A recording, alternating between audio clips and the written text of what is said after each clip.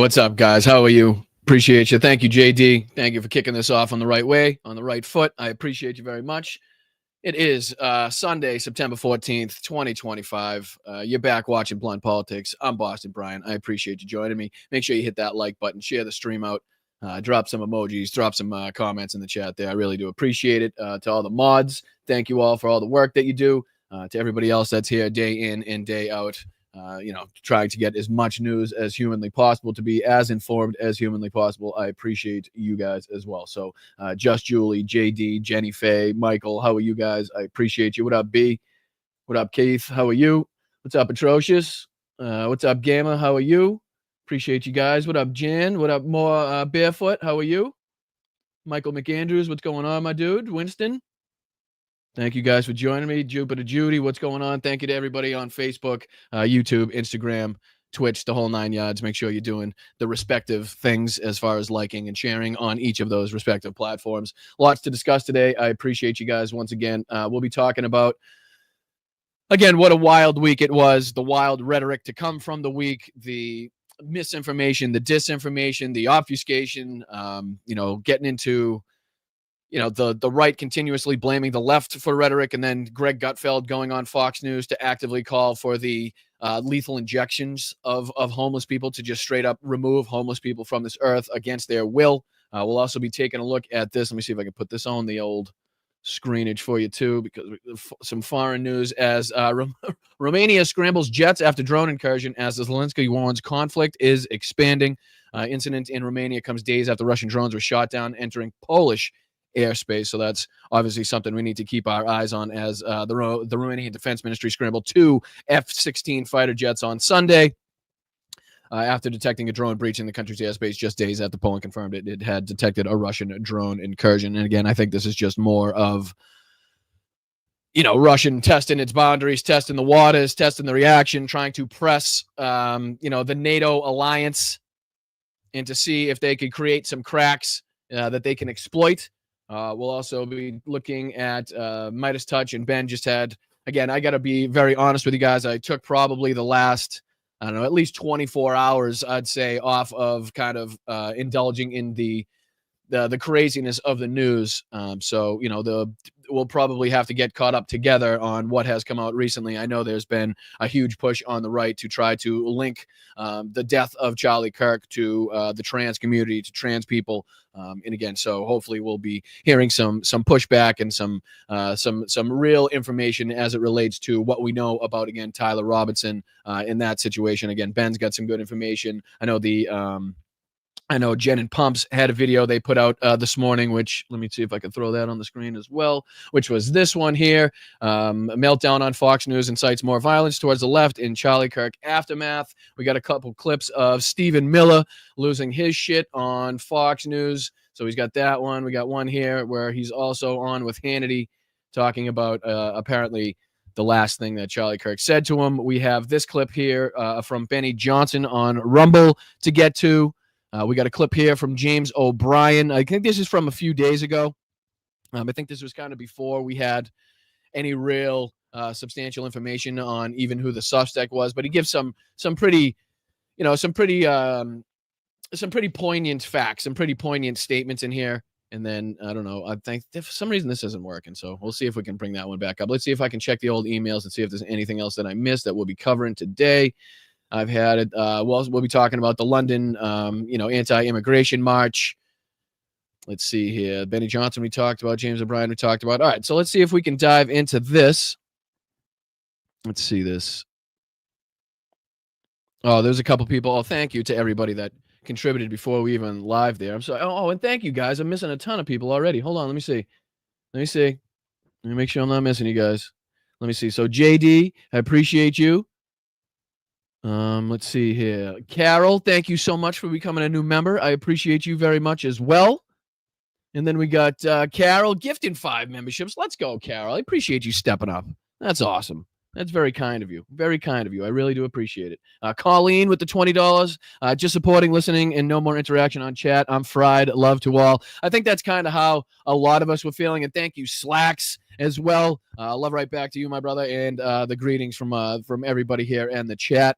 But I think that's, a sentiment that a lot of us were feeling, which is kind of like, at least me, I'll speak for myself on this one, where, I really needed to kind of take a step back, at least for a day, and kind of, remove myself from the craziness that was going on, and the rhetoric that was kind of spiraling out of control, bringing more chaos, and the potential for more political violence into the atmosphere, into the realm of possibilities, right? So again, I don't want to make it seem like I am the most informed and up to date for anything that's come out over the last, like I said, 24 hours. That's why we're pulling up these clips from, again, Ben has some good updates. Again, the iHip ladies have some good updates. So we'll see if we can take a look at that. But I, again, just wanted to put this on the screen to remind you of the chaos that, that we still have to deal with, that we still are dealing with when it comes to Russia, when it comes to, their aggression on Ukraine. And then, again, trying to expand that and trying to test the waters, like we've seen recently in Poland, and like we saw this morning in Romania. So, another thing that we need to continuously keep our eye on this one, where Romania condemns Russia's behavior and takes the necessary measures to protect its sovereignty and security. Romanian Foreign Minister Toie Ohana wrote on X. This shows here where the drone was detected over Romanian airspace. You can see right on the border of it in Ukraine there. Or is that, excuse me. Yeah, I don't believe Moldova goes that far down. So yeah, Romania comes. The Romania's move comes after NATO announced plans to beef up the defense after Europe's eastern flank, as the Europe's vowed to defend every inch of its ally. And Russia's drones breached after Russian drones breached Polish airspace last week. My apologies. The U.S. has joined other NATO countries to express concern about Russian drones entering Poland, accusing Moscow of violating international law and the founding UN Charter. But on Saturday, Donald Trump said he would only introduce new sanctions if NATO countries stopped using Russian oil. Again, more examples of Donald Trump putting pressure on the NATO allies, like he has been continuously doing to Volodymyr Zelensky and in the Ukrainian government, as opposed to putting pressure, again, on the people lobbing missiles and drones into NATO airspace, into Romanian airspace, into Polish airspace, right?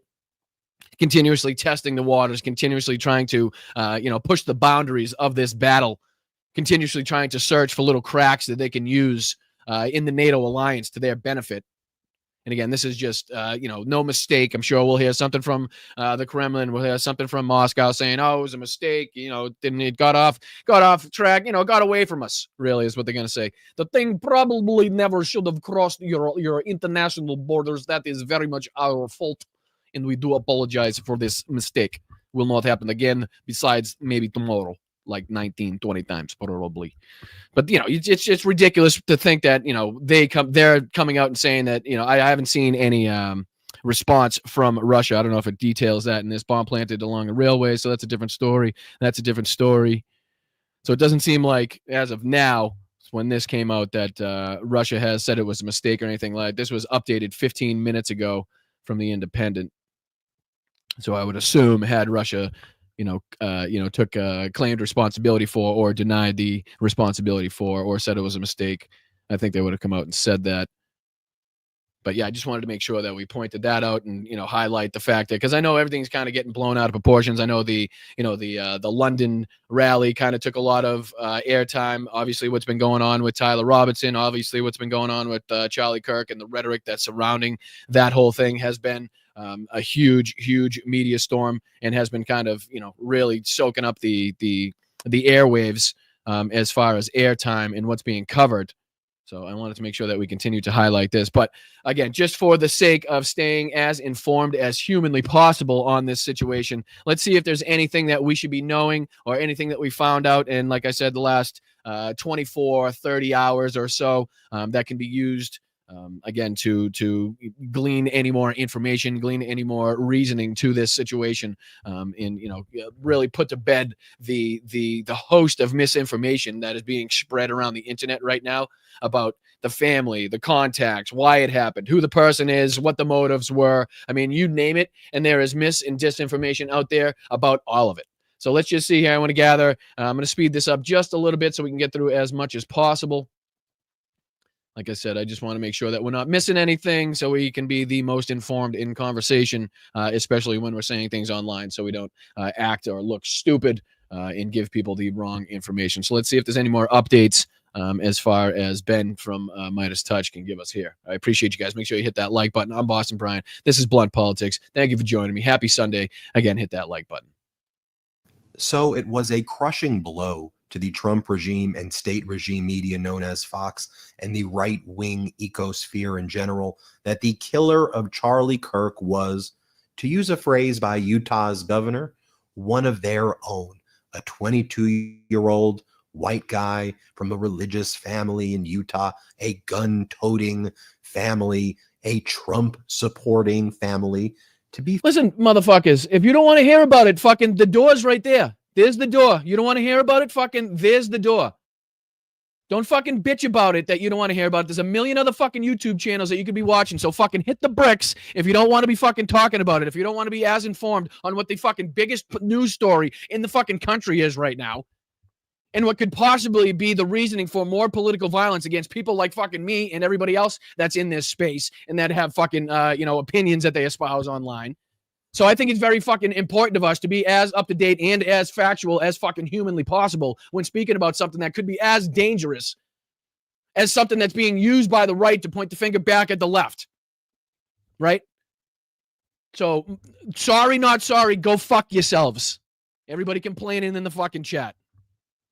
Fair, the killer's political affiliations are still unclear. He dressed up like Donald Trump for Halloween in 2017.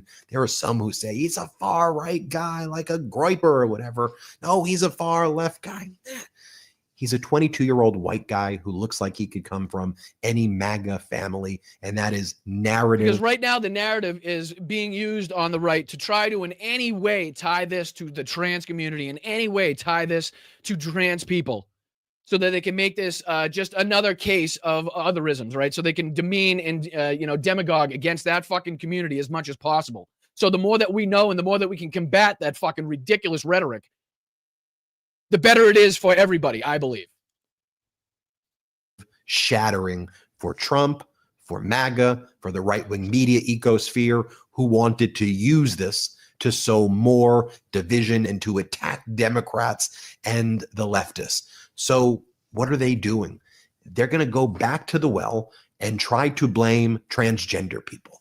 And I want to expose for you the anatomy of how they go and do this in some of the most dastardly and insidious ways. We saw it happening yesterday. This is how they build these narratives, and they turn on the faucet and they push it out through their media influencer network, because for them, it can't be, again. So to know the steps on how this happens, which I believe he explains in this video, and how it goes from one unreported source or unnamed source, and then Fox will pick that up, and then somebody else will pick up the fact that Fox picked that up, and then they'll just run with that narrative, and then once it hits Twitter, it's fucking over, baby. It is over. You fucking can't stop it. It's like a wildfire that has fucking the most fuel to burn. You just can't do anything about it. So the more informed and up to date we can stay on how they're, approaching these tactics and how the lies are being used to, again, fuel the hate towards the transgender community, towards people of color, the better we are at combating that, the better we are at fucking calling that shit out. To use the quote from the governor of Utah, one of our own, it's got to be transgender. They're the ones who did it. And again, not to say this is fucking on, I got to say, there's on both sides, you can find the mis and disinformation, right? Going around. People are speculating, again, with the lack of answers, with the lack of,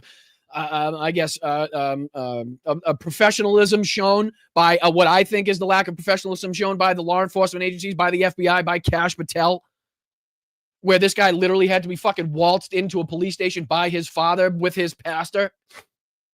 And then all of a sudden, everybody's going to be giving praise to the FBI, and Kash Patel is going to be praising himself and patting himself on the back for catching the. You didn't catch him. They fucking waltzed him into your fucking lap. Right? So that whole thing didn't work. So now what they're trying to do is, in any way possible, relate this to the trans community, or relate this to liberals or leftists, so they can continue to stoke the violent and hateful rhetoric that they've been fucking espousing for the last week, for the last 3, 4, 5 days, however long it's been.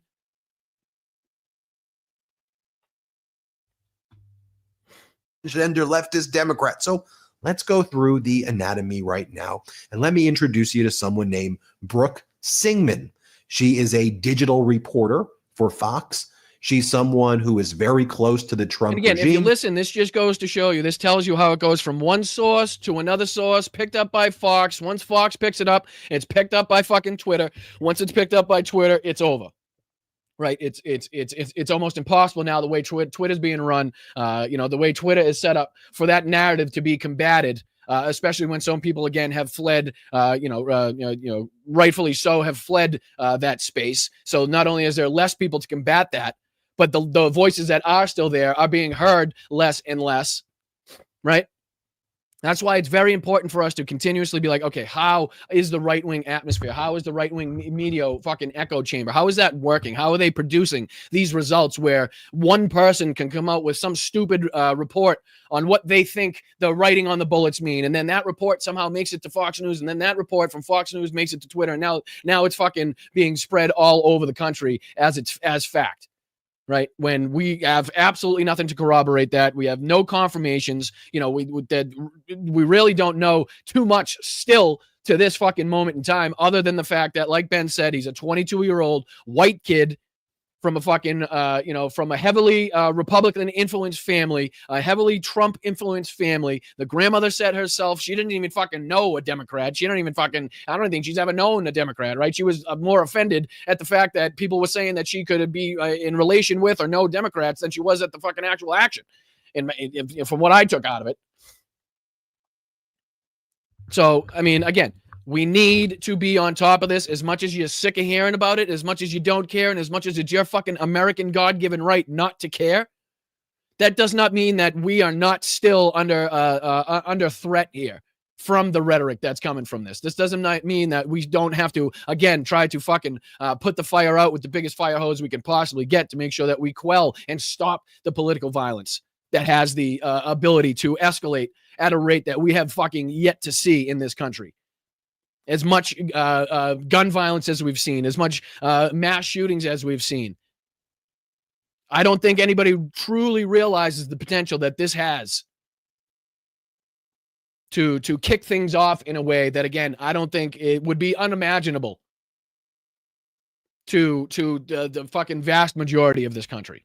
And again, the more we stay on top of it, as much as I don't want to be fucking talking about it and covering it, and there's, I think, vastly more important things, vastly more detrimental things that are being done inside of our government to our fucking democratic cities by our fucking military at the fucking request of the President of the United States. As much as those things are absolutely important, and I think those things are absolutely important, I think the danger that this poses right now is something that needs to be quelled fucking rapidly so that we can get back to focusing on the actual unconstitutional and illegal actions taken by this administration, taken by this regime in its authoritarian fucking, autocratic grab for power that it continues to undertake. But that doesn't mean that we can ignore this. This doesn't mean that we should or could or will ignore this. Or again, the potential for violence, the potential for hate being stoked upon an entire fucking political party when we, again, don't have all the fucking answers. There is not a full book that can be written on this yet. There is not a full book that can be written on this entire story yet that gives us the pictures from inside out that can tell us everything. Nobody has that. Nobody knows it yet. So what very little is known is being heavily speculated on and being heavily used and propagandized by a lot of people to put a lot of other people in danger. Her name has been talked about as a future replacement of Caroline Leavitt. She spread many a false story before, in my opinion, on behalf of the Trump regime, on behalf of the MAGA Republicans. I'll go through that with you, but I want to show you the quid pro quo that kind of takes place. I'm going to get you a source, Brooke, but you got to say something nice about me because I'm getting a little bit screwed right now for the way I handle this. In my opinion, that's what Kash Patel said. He was at Rayo's Italian restaurant when he was blaming other people for the shooting. who was not involved in the shooting, and he had to issue retractions. He's been utterly humiliating, but he's an utterly humiliating person who was unqualified and inexperienced and dangerous and should never have had the job in the first place. So here's an article published by Brooke Sigmund yesterday, September 13th. Trump praises FBI Director Kash Patel for speedy capture of Charlie Kirk assassin. In an exclusive interview with Fox News Digital, Trump said he was very proud of the FBI. That's trying to build back up Kash. The source added, there's a source. The evidence was getting back to the labs in rapid speed. That's why he was caught so quickly, referring to Tyler Robinson. Again, just trying to put to bed the lies. Again, the man, the kid had to be walked into the police station by his father and the passer, right? Otherwise, who knows how long this manhunt would have continued, how long this whole thing would have continued. And I think he goes on here. Let me see if I can skip ahead just a second here, but he goes into this little thing right here where he tells you how that one story was used and used to further the entire narrative. Source that said the evidence was getting back to the lab so quickly. But Brooke's got a source, everybody. And here's what the source tells her, exclusive. Charlie Kirk assassin Tyler Robinson lived with his transgender partner, sources tell me. The individual, who is a male, transitioning to a female, is fully cooperating with the FBI. Sources tell me the FBI had texts and sources tell me, sources tell me, sources tell me, sources tell me, sources tell me, sources tell me, sources tell me, sources tell me, sources tell me. You know what I mean? I mean, you can see the way in which that, you know, it's not very hard for somebody to be like, oh, I've been reportedly told this. Sources tell me this is a possibility. And then that's picked up by one major Twitter account or one major news organization. And that's run with. We've seen the retraction. What was it, from the Wall Street Journal? Had to run a retraction. I believe the Telegraph had to run a retraction, if I'm not mistaken. Communication. But listen to how it snowballs between Robinson and the individual that helped FBI authorities solidify that Robinson was indeed the shooter. I want you to notice some of that language that's used there too, that helped them solidify. The dad turned him in. So what do you mean help solidify? And then you say that this individual, who you claim to be trans, was fully cooperating with the FBI. So somebody who's been very helpful after the dad. Yeah, now it has been reported. I've seen that, you know, Tyler Robinson, up until when I went on, was not cooperating with law enforcement officials, law enforcement agents. You know, he's being uncooperative. So that's about the last that I heard with, you know, whether or not he was continuously, you know, talking or being cooperative. But it seemingly like was reported that the rest of the family, the father, the person being discussed in this, have been 100% helpful and cooperative. And like I said, fucking went the extra distance and the extra mile to again, turn in their son, which, you know, regardless of what side or how you feel in this situation, I'm not sure a ton of families would have the you know, the heart to do, really. Turned his own son in, is now responsible for the 20, just accept their facts as true for a second, which I don't. But that's who's now responsible for the 22-year-old white kid or white guy who was engaged in the shooting, Tyler Robinson, from the MAGA Republican family, the gun-toting family. Now you're going to try to blame it on trans. So you know that she's the Fox Digital reporter. Right. Fox parent company, News Corp, also owns New York Post. So then you launder Brooke Sigmund's exclusive into the New York Post, okay? So then the New York Post, also owned by Murdoch, they then say, Charlie Kirk's alleged assassin, Tyler Robinson, lived with transgender partner. Source. So it goes from Fox Digital to whoever Fox Digital source was, someone who seemed to be praising Kash before. And now the New York Post is now reporting on it. And then you start to see right-wing influencers and right-wing media. Right, so it goes from that first original fucking tweet or report, then picked up by an affiliated media organization who then uses her, you know, report of the source as the headline of their fucking outlet there for their outlet.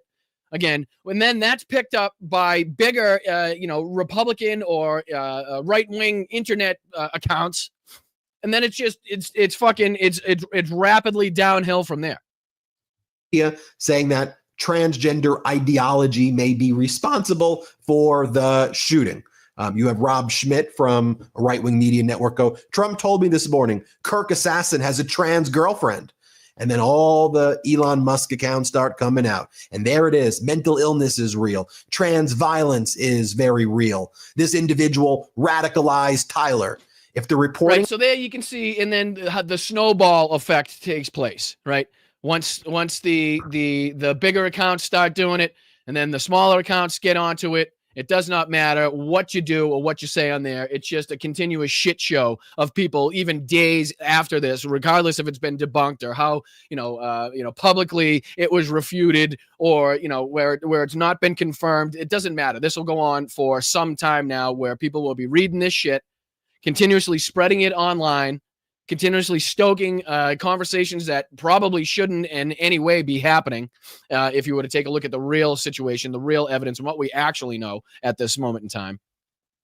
But let's see if he continues here. If not, let's see if we go on to the Jenna Pump story here, where they talk about the same thing, I believe, and again how it's being used by the right, by Republicans, again, to continuously stoke fear, to stoke violence, and use stochastic terrorism to their benefit.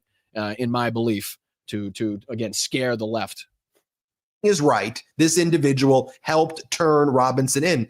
So accusing this individual, it's a bit odd, right? When we say that. And then Benny Johnson goes, this is 100% right-wing influencer. This is 100% confirmed. Charlie Kirk killer, Tyler Robinson, had a boyfriend who identified as transgender. This man is cooperating with the FBI. I think they got to just be like total jerks about it too, and hateful when they say it. This man is cooperating with the FBI and has turned over all electronics and messages. I'm hearing there is much more to come. Yes, this is now officially trans violence. And again, in what way? Please, can anybody explain to me? Right?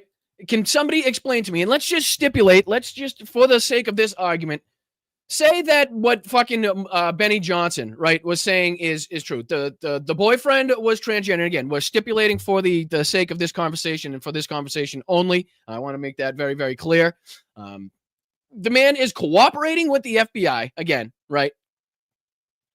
The person's cooperating with the FBI, turned over all electronics and messages, was there to help turn the person in, or again, obviously had no objections to doing so. But somehow this turns it into a trans violence, it's the responsibility of trans people now, this violent act. That the 22-year-old fucking white male from Utah, the gun-toting, Trump-loving family, regardless of what his own political affiliation was, regardless of what his own fucking situation was, we know that he came from a heavily influenced, Trump-influenced family, heavily Republican family, heavily gun-influenced, introduced to guns at a young age, Utah, 22-year-old, white male. Those are the facts that we do know at this time. So can somebody in any way please explain to me that makes sense and how we could point the finger back at trans people here?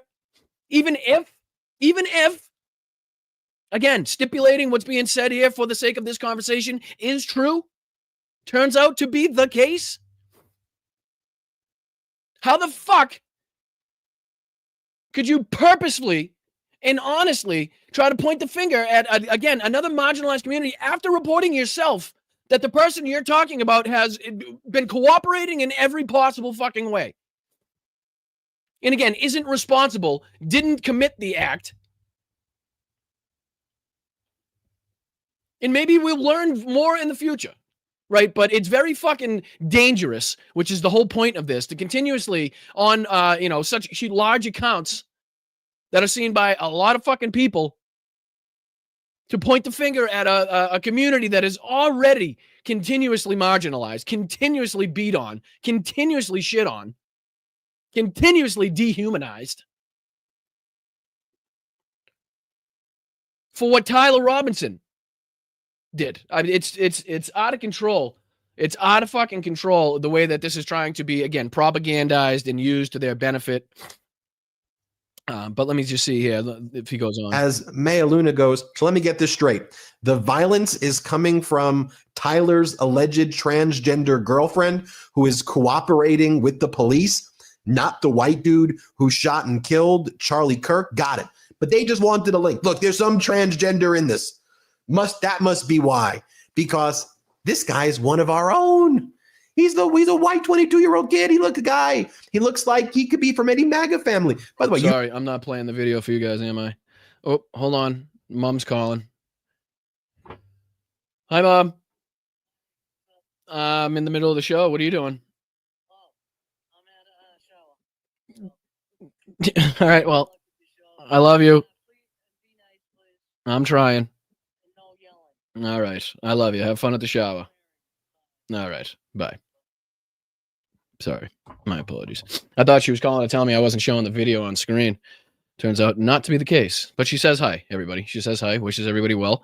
But yeah, I think this is the gist that I was trying to get from this video, right? Trying to show you again how it the mis and disinformation spreads so quickly from one unnamed source, then that's picked up by an affiliated news organization that uses that unnamed anonymous source as the basis for their article, and then that article is picked up by the big accounts on Twitter, and then those big accounts on Twitter are filtered down to the smaller accounts, and then that's how everything that you see, regardless of whatever social media platform you are, if it's infiltrated by these people, then it's going to look and sound just like Benny Johnson. It's going to look and sound just like Laura Loomer, and to the overwhelming majority of people that were again continue to try to point the finger at the other side, without having anything concrete to do so, or any concrete reason to do so, I should say. But this brings me into this next video here, again by Janet Pumps. This was, I think it just came out this morning. Yeah, 2 hours ago.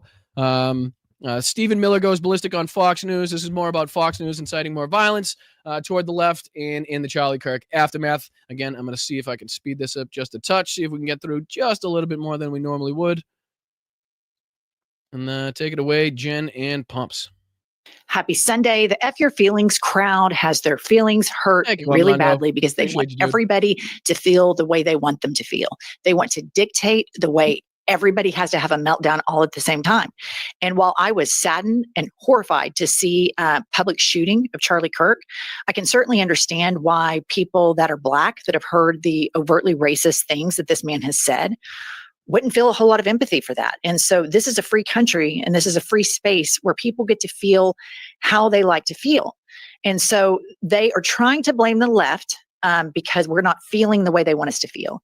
And their feelings are hurt because they say that we call them fascists and use Nazi references, which we do, because that's what they act like. And here's an example of Nazi-like behavior casually on a Fox News weekend morning program. Play the clip. They have given billions of dollars to mental health and the homeless population. A lot of them don't want to take the programs. A lot of them don't want to get the help that is necessary. You can't give them a choice. Either you take the resources that we're going to give you, or you decide that you're going to be locked up in jail. That's the way it has to be now. Or involuntary lethal injection or something. Just kill them. Yeah, Brian, why did it have? What? One more time? I'm sorry. What was To get that? to this Right? point. Right. The way it One has more to time take now? the resources that we're going to give you, or you decide that you're going to be locked up in jail. That's the way it has to be now. Or involuntary lethal injection or something. Just kill them. Yeah, Brian, That you're going to be locked up in jail. That's the way it has to be now. Or involuntary lethal injection or something. Just kill them. yeah, Brian, why? You're going to be locked up in jail. That's the way it has to be now. Or involuntary lethal injection or something. Just kill them. Yeah, Brian, why did it have to get to this? Jail. That's the way it has to be now. Or involuntary lethal injection or something. Just kill them. Yeah, Brian, why did it have to get to this?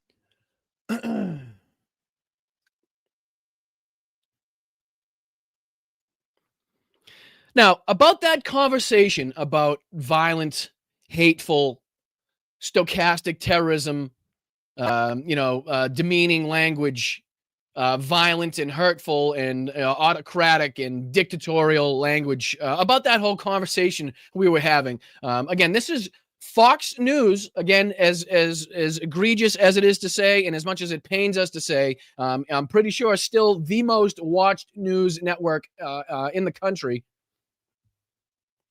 Actively, and again, let's not forget, I know what Brian fucking Kilmeade said is kind of taking the highlights, taking the spotlights. But let's not forget what's his name, Lawrence. Don't forget that he said that they shouldn't have a fucking choice either, right? Let's see. Let's go back to what he was saying too. Let's hear this one more time from the beginning. They have given billions of dollars to mental health and the homeless population. A lot of them don't want to take the programs. A lot of them don't want to get the help that is necessary. You can't give them a choice. You hear what he said? You can't give them a choice. You can't give them a choice. And I know that's being overshadowed by what Kilmeade says next, and fucking rightly so, because of the egregious and fucking outrageous nature of Brian Kilmeade on national television, calling for the lethal injections to kill homeless people because they're homeless on Fox News. We've seen people fired from CNN, ABC, CBS, you name the fucking outlet, and they have fired somebody, I will guarantee it, for something far less egregious, far less violent, and far less sick than what fucking Brian Kilmeade and fucking whatever this asshole's name is on the left just said on fucking national television about not giving homeless people a choice. Don't give them a choice. Forcefully give them the injections. Forcefully put them in a camp. Forcefully put them in prison. Because apparently if you're homeless, you're not American anymore. Apparently if you're homeless, that doesn't give you access to the fucking rights of our Constitution. Apparently you have no fucking freedoms. You have no rights anymore if you're homeless, if you find yourself on hard times, for whatever the reason may be. And we know what is it now? Fucking, it's up to 60, probably higher % of homeless people actually work fucking full time. Forgive me if I'm getting that exact statistic wrong, but I know it's fucking something around that, something extremely egregious, much higher than what people would fucking actually think if they were questioned about the situation. People working fucking full time and still not being able to put food on the table, still not being able to come home to an apartment, a condo, a fucking tiny house, nothing. But still getting up every fucking day, wherever they fucking lay their heads, dragging their ass to work for that fucking shit paycheck they get at the end of the week.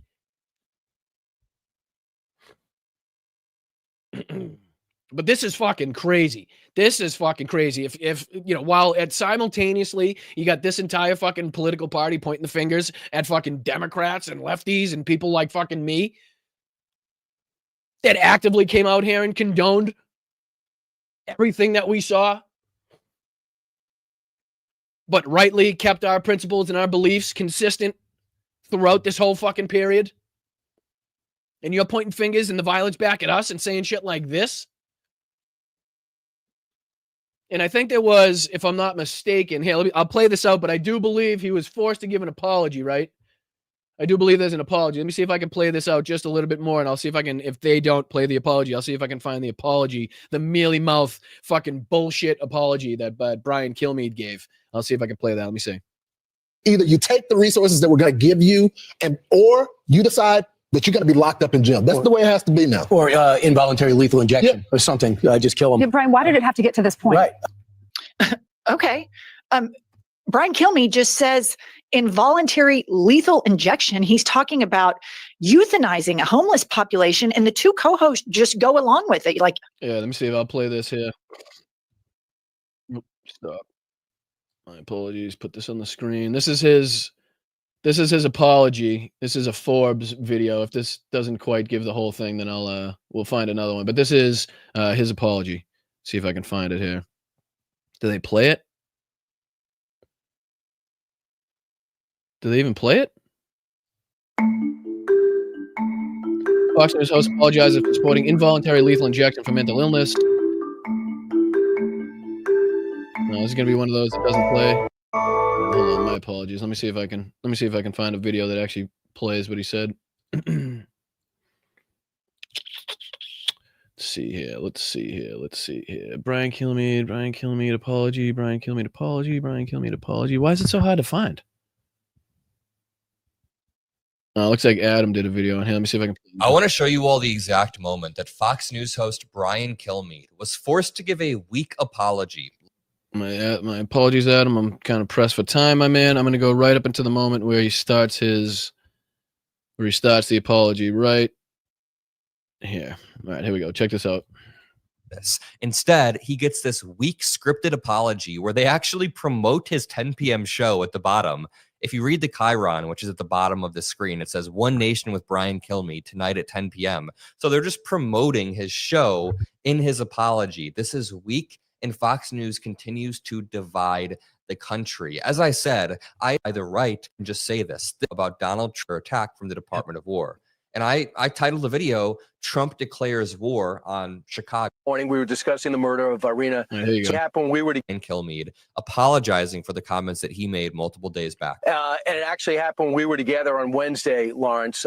In the morning, we were discussing the murder of Irina Zaruska in Charlotte, North Carolina. Now, how to stop these. And I'll just remind you that he's speaking to Lawrence, again, the other guy that was on the couch, again, talking about how homeless people, people with mental illnesses should not be given the option, should not be given the own decision over their own, freedoms, rights, fucking whereabouts, I guess. I don't know. But, I don't hear, and I'm not aware of any apology from Lawrence. Did Lawrence also apologize for saying that homeless people should be fucking forced to do one thing or the other against their wishes?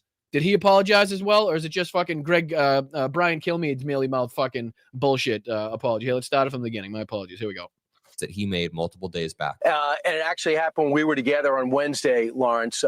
In the morning, we were discussing the murder of Irina Zaruska in Charlotte, North Carolina. Now, how to stop these kinds of attacks by homeless, mentally ill assailants, including institutionalizing or jailing such people so they cannot attack again. Now, during that discussion, I wrongly said they should get lethal injections. I apologize for that extremely callous remark. I'm obviously aware that not all mentally ill homeless people act as the perpetrator did in North Carolina, and that so many homeless people deserve our empathy and compassion. Lawrence, back to you. You're asking me to believe that this... That's it? That's it? That was the apology? That was the apology? Sorry I said it on air, basically. Sorry that the microphone picked it up. My true beliefs on what I think we should really be doing to fucking homeless people, to people with mental illnesses. That wasn't that's not an apology. That's not a fucking apology. And again, I don't know if he goes on. I don't know if Adam goes on, but I don't hear anything from Lawrence where he also apologizes, does he? Guy just realized over the past 5 days that homeless people deserve empathy. How old is, let me see. Brian Kilmeade appears to be 60. No. Doesn't seem like Lawrence is in there apologizing about his comments. And again, like I said, we've seen people fired from CNN. We've seen people fired from ABC. We've seen people fired from CBS and other outlets for saying much less. For saying much less sick and twisted and inhumane shit. And Brian fucking Kilmeade gets to go on there and give that bullshit apology. And he's all set to go. Now he just, you wipe your hands clean of it and we're on to the next thing. And we're not supposed to just be like, hey, did he just say we should kill the homeless people with lethal injection, whether they want to? Did he just say that? Because he did. He did. Regardless of what that fucking bullshit apology was supposed to represent. He absolutely, on national television, said we should be killing homeless people. People with mental illnesses with involuntary lethal injection. Yet, again, somehow they remain and continue to point the finger back at this side somehow, some way. All right, let's see what else we got. Yeah, like why haven't we done that yet? And then their feelings are hurt that we call them fascists or that we use Nazi references. And it's important to remember that Hitler... I just kind of like to clean that up just a little bit. I don't think we use the Nazi references, right?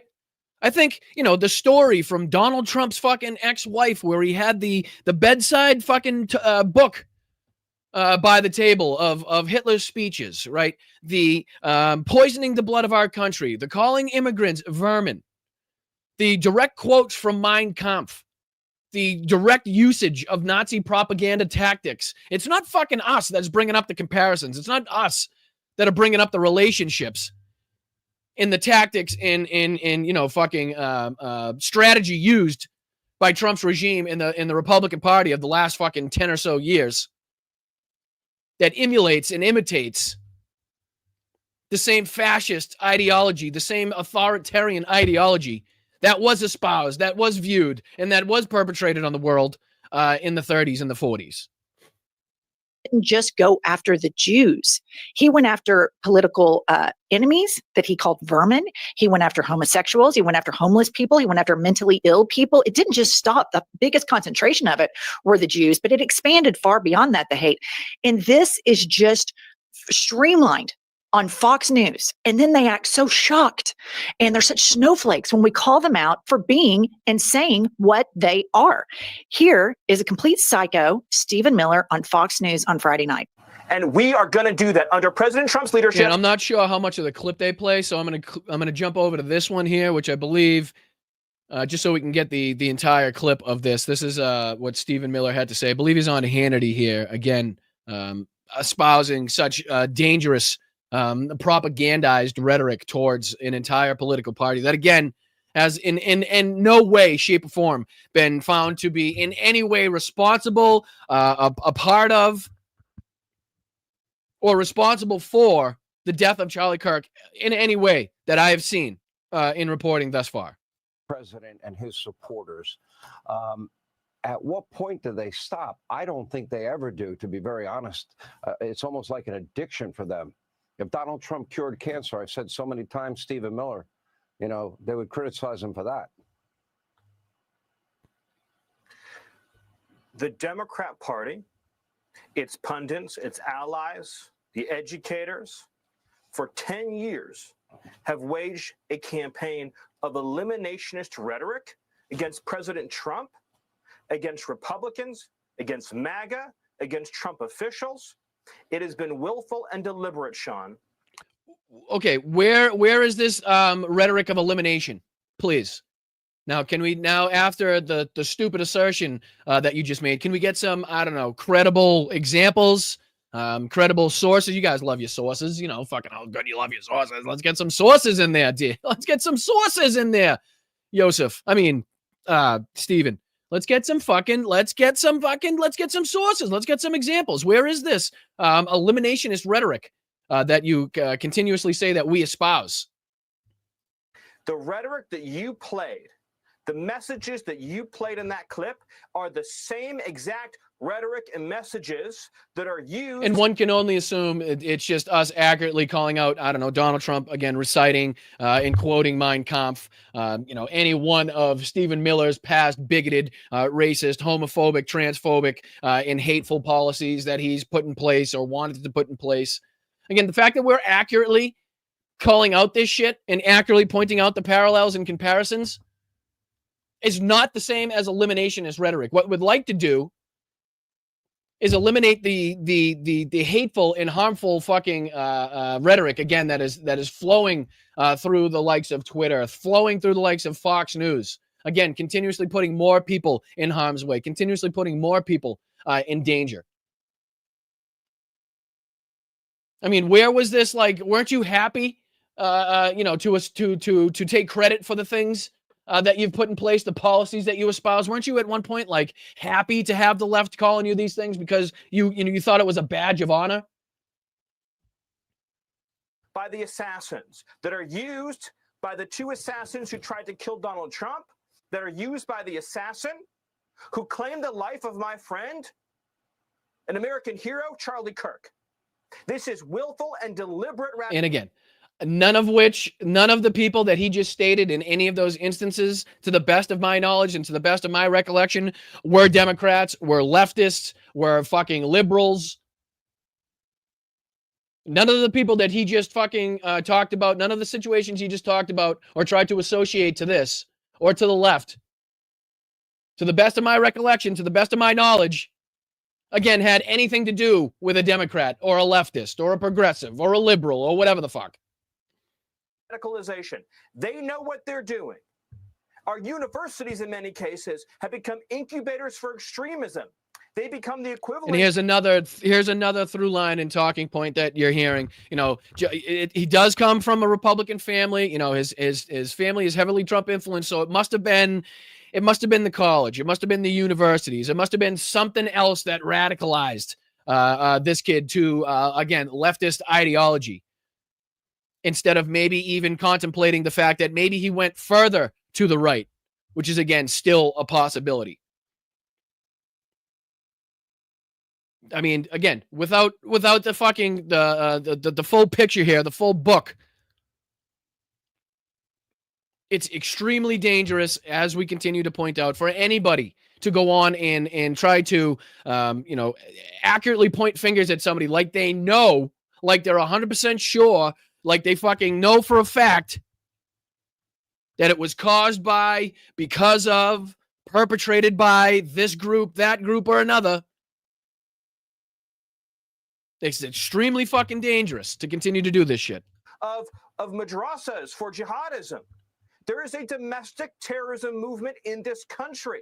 When you see these organized doxing campaigns, where the left... And again, I remind you, it wasn't long ago that it was reported by our agencies, our law enforcement agencies here in the United States, that, you know, white nationalist terrorism, white Christian nationalism was one of the biggest, if not the biggest, threats that we now face in our country. You know, I remind you that wasn't that long ago. Let's go back to the IHIP, see what she's covering on this one. I apologize. Let's go. Conspiracy against the United States, insurrection, but we are going to do what it takes to dismantle the organizations and the entities that are fomenting riots, that are doxing, that are trying to inspire terrorism, and that are committing acts that are doxing? That are doxing? Well, you'll have a fucking field day on Twitter then, Stephen. You are going to have a field day, because there are any number of right-wing accounts right now doing their absolute fucking damnedest, including Laura Loomer and others out there trying to dox, expose, you know, in any way sick their fucking fans after anybody that they feel put out anything that they don't agree with, a video, a comment, something that they don't like. Actively trying to get you fired from your job, actively trying to get you fucking, again, doxed and called out and pointed out and harassed from every angle. So, Stephen, again, when the call's coming from inside the house, maybe you want to take a look at your own fucking home. Maybe vacuum your own carpet. Wash your own floors before you start pointing fingers at your fucking neighbors.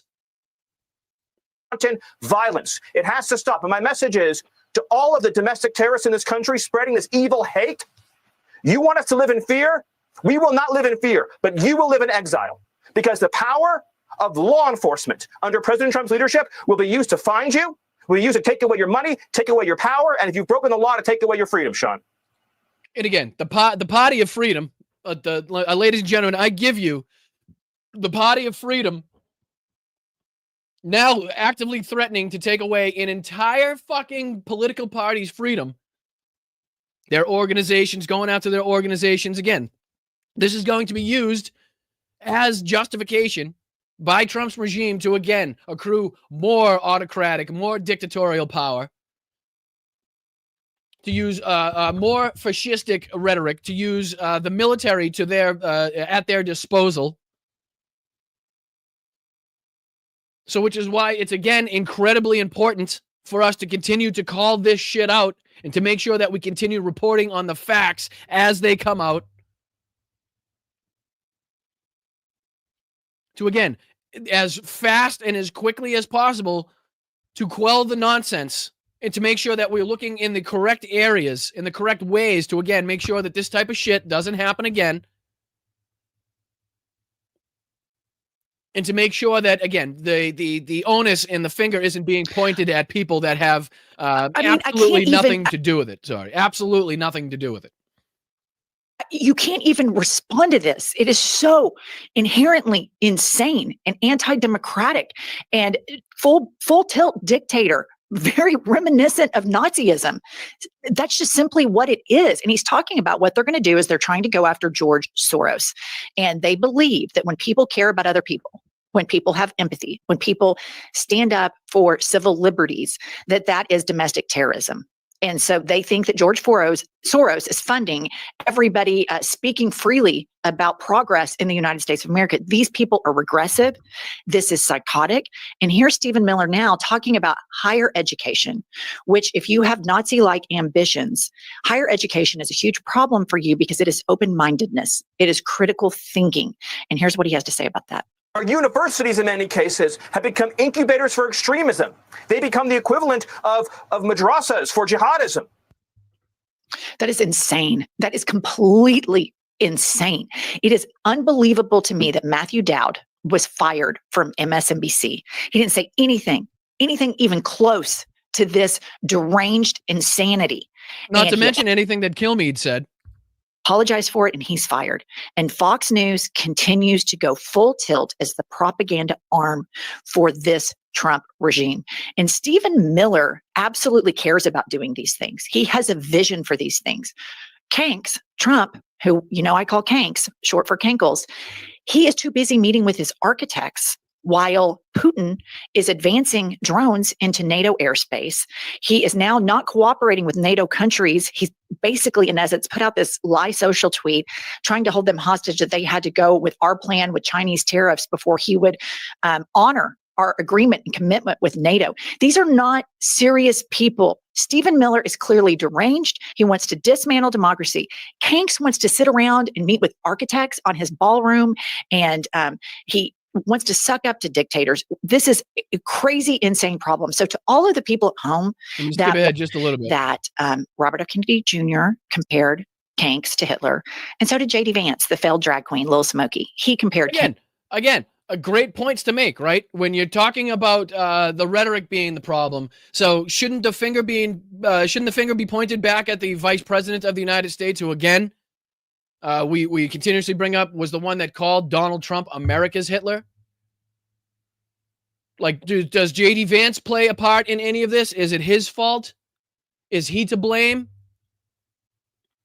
Because if you're going to stay consistent in your beliefs, if you're staying consistent in that whole fucking theory that you're putting forth, then again, the most high-profile person on your side, below the President of the United States, has also espoused the same rhetoric. So, again, are you calling him out for that? Are you blaming him? Is he being, fingers pointed at him for what happened?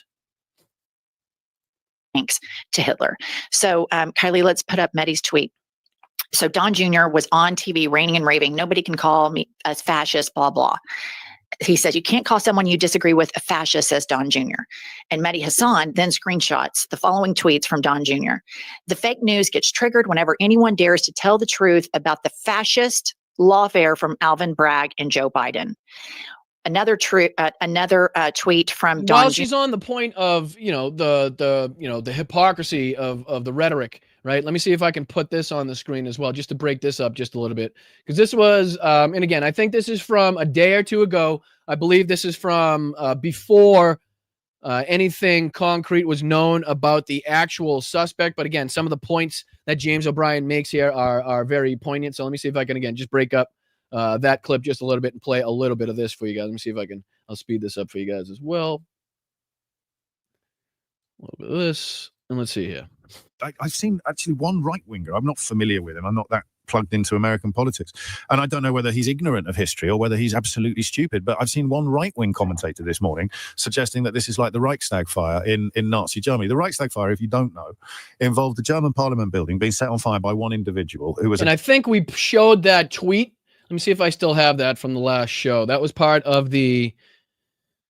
like the Midas Touch, the tweets that Midas Touch put together that showed, again, the aggressive and violent rhetoric being espoused. I don't know if I still have that, but anybody that has that, the graphic that was, it had all the from the libs of TikTok and etc. Let me see. Is this it? No, that's not it.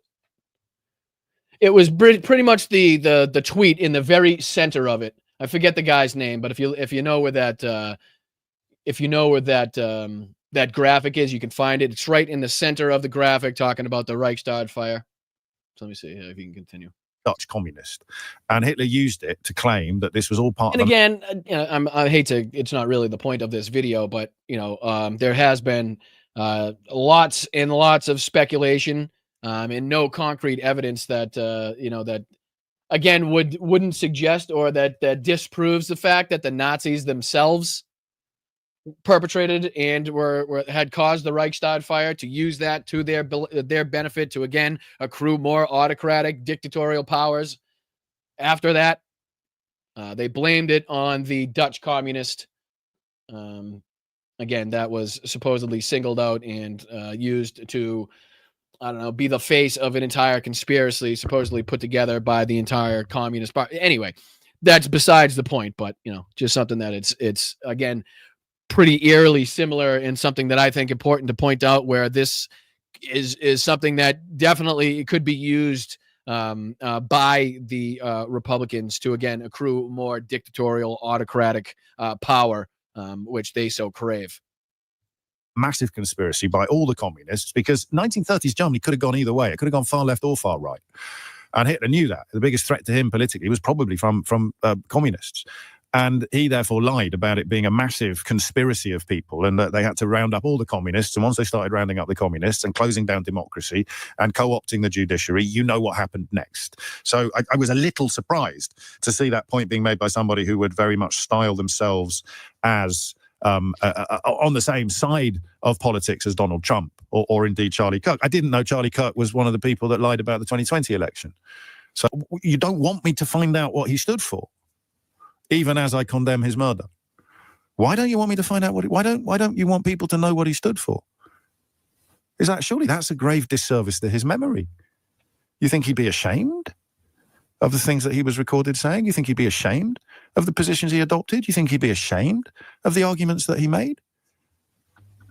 Or are you ashamed of the fact that you agree with them and therefore you don't want anybody holding up the mirror? James O'Brien just delivered one of the fiercest takedowns you're going to hear for a very long time.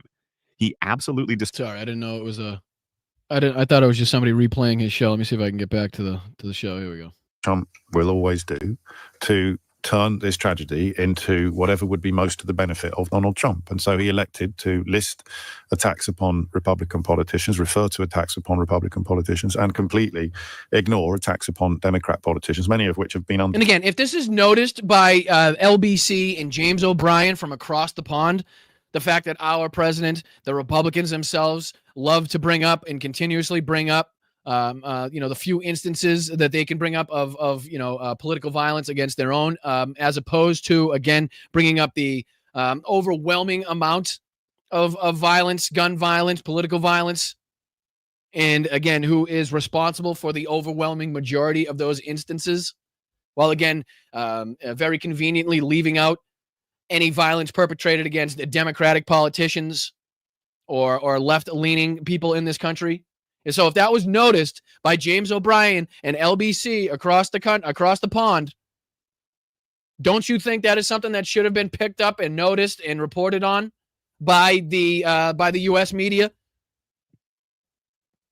Because I haven't heard anybody really in the U.S. media even put it the way that James O'Brien just put it. Right?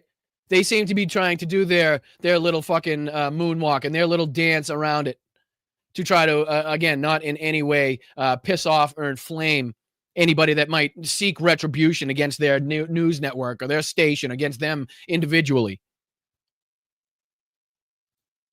Taken by people who were proven to be Donald Trump supporters or Donald Trump admirers, and talked about radical left rhetoric.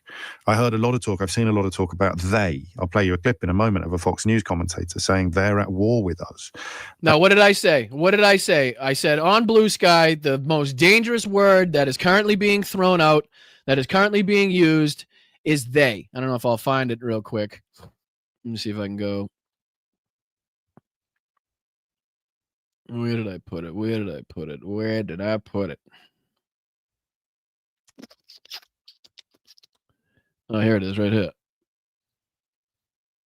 don't know if you can see it, but I said they is the most dangerous word currently being used by the right. Right? And this was a couple days ago. It's extremely dangerous, right? Extremely dangerous. And I know it's been noticed by you. It's noticed by other commentators when they continuously like to put they. And it's all about lumping everybody into the same group. It's all about making people believe that the left is one fucking, monolithic, being. When in reality, it's everything and anything but.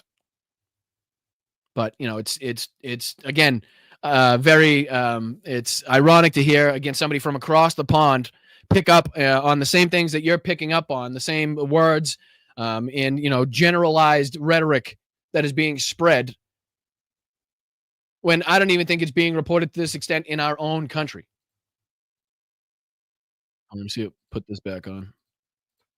And obviously, there's a frisson of concern, not necessarily fear, that it just means anybody who keeps telling the truth about these people and this movement, anybody who, for example, considers it absolutely unconscionable that you could pardon insurrectionists who attack the Capitol and left the police officers traumatized, terrified, and even dead. Is that what he means? What is the radical left rhetoric? So there were two things missing from our conversation yesterday. And I answered one of those questions. I now know what he stood for. I don't remove, and I appreciate some people have been less empathetic than me, if you like. But I don't resile a single scintilla of sympathy and horror at what happened to the guy. I used the word courageous yesterday to describe my reaction to the discovery that he always debated people.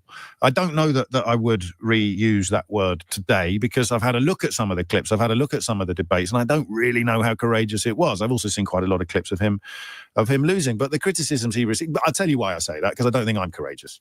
And what he did essentially was what I do from a very different political position and not on the radio. So if I get the better of somebody, there'll be a long queue of people claiming that I've been condescending or I've bullied them or we can't really edit things to make me look better than I actually am, because the whole flipping show is up on YouTube from beginning to end. But I don't want to be yin to his yang, and I'm obviously nowhere near as important on the political stages on either side of the Atlantic.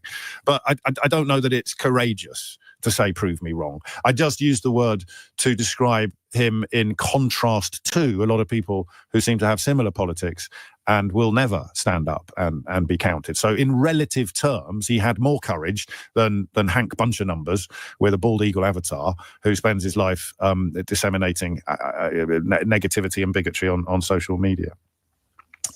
And I didn't like what I discovered about him. And the more I discovered about him during yesterday's program, the more troubled I was by the response, particularly of Boris Johnson, actually, who talks about all he ever did was say common sense things.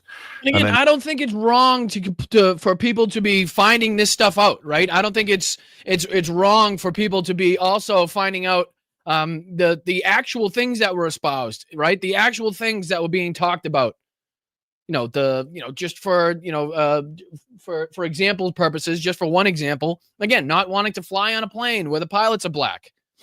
I mean, I don't think it's wrong for people to also be like, okay, we're calling this out, rightly so, to also know, well, these are the types of things that not only he, but also the people that are now following him and rallying around him also espouse. Like, okay, that's eye-opening to me. That's news to me. Like, again, not everybody is as politically involved. Not everybody is as informed about Charlie Kirk, the right wing, far-right ideology. And they're learning about this because of how big the news was. So I don't think it's wrong of anybody to want to educate and inform people on why they hold the beliefs or why they were on the opposite side of the aisle and held fervently opposite beliefs than he did, and why you were continuously called those out and made videos about it. I don't think it's wrong for people to be able to again point out the facts of the case and the facts of what we know, which is again will give a clear insight into why some people again don't feel as strongly, don't have the reaction that you or I would have in this situation because of the things that they've been put through in the past by a certain group of people, right? So let's see if he goes on here. If not, we'll head on to the Let's see if the IHIP ladies have anything to do, anything else they're covering on theirs. But let's just see if James has anything to say here. You read some of the things that he'd actually said, or you listened to some of the things that he'd actually said, and you wondered whether Boris Johnson, the nicest thing you could say about Boris Johnson was that he didn't know. He should have listened to yesterday's show because he was responding. And that, of course, is when I realized why people would get so cross about anybody reading out what he'd said or playing out actual footage of him talking. Imagine that for a moment. Imagine casting yourself as a disciple of somebody you describe as a free speech champion, and then he tragically gets murdered by persons as yet unknown, which is an element of the conversation that we're moving towards. He tragically gets murdered, and all of the people who consider themselves to be disciples of a free speech champion have hissy fits and conniptions over the words that he spoke, over people playing the words that he spoke. I'm not often completely baffled by bigotry, but I've got to tell you, that one's got me right in the plums. Right in the right. I mean, so again, just the hypocrisy being accurately pointed out by people that again aren't diving headfirst into American politics. People from across the pond, that even they themselves can see the blatant hypocrisies, the blatant dangers in the rhetoric being espoused, in the way in which people do not want the things that were said in the past to be brought back up to light, to be highlighted and spotlighted. Right, and this was something, let me see if there was anything here as well. Let me see if I go back here. Because this was, I should have played this after I played the Midas video, but let's see if I go back and see if anything with this one, because I wanted to just break this up a little bit. I hate going too long on one clip. I like to break it up a little bit, see if we can dive into a few things. But all right, let's see if there's anything else in this one. Don Jr., I call the sons Dumb and Dumber. So this is from Dumb. We all know that the rhinos are secretly happy about the indictment, but the fascist left won't stop with Trump, blah, blah, blah. Another. Dumb says the Democrats will stop at nothing to push their political agenda. The party of Antifa has gone full fascist. This is truly disgusting. And the final one, Dumb says fascist Democrats like Cuomo are openly reverting to their party's historic position in support of outright segregation and discrimination in America. Sad. So shout out to Mehdi Hassan for calling out just the hypocrisy. And that's what the MAGA logic is. They persecute constantly. They are oppressors constantly. And then when they're called out on it. Yeah, I mean, that's a good question too. This was just sent. I mean, if we're talking about, rhetoric and, calling people fascists as being the problem, again, where is the finger pointing going? Where's the finger pointing going in here and into who might actually have associations with this? Does he call him in this one too? Someone like Charlie Kirk. And it just goes to show, by the way, Charlie Kirk, who a week ago said, I'm doing a focus group. I'm open to a contrary opinion on Israel and Palestine. He's now doing damage control on their behalf. And one has to wonder, is he being paid by Israel? Without a doubt, the answer is yes. A shadow of a doubt on anything. That's not somebody that you look at this carefully. If they were born in the wrong place at the wrong time, they put in there. Charlie Kirk saying, oh, I'll hear you out in Israel, but I'll basically do propaganda on their behalf.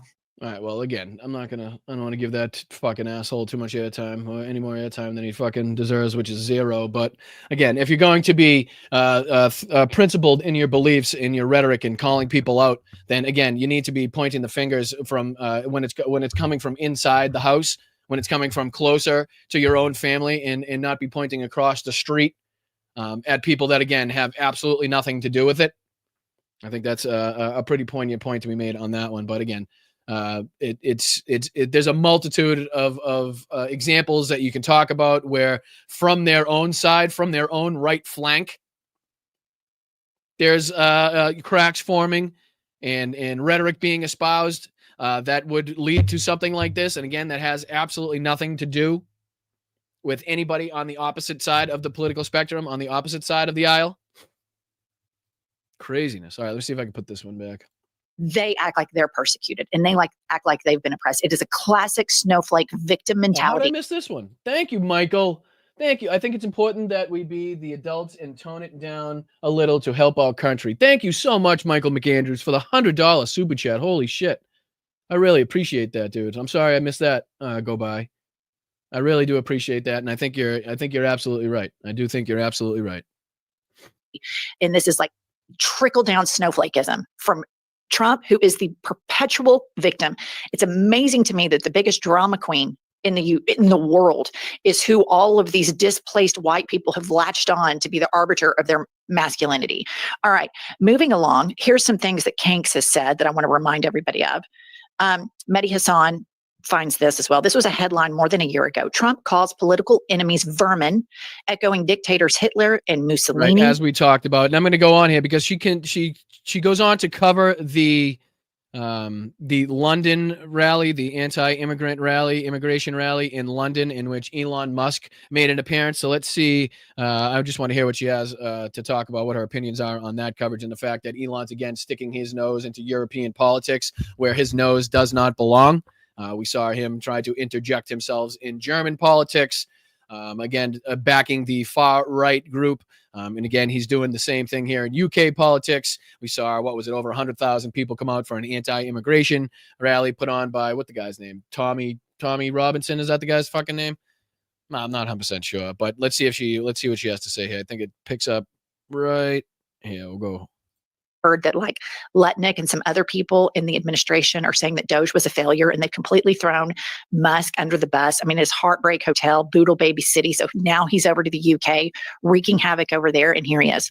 And then you see how much violence there's on the left with our friend Charlie Kirk getting murdered in cold blood this week, and people on the left celebrating it openly.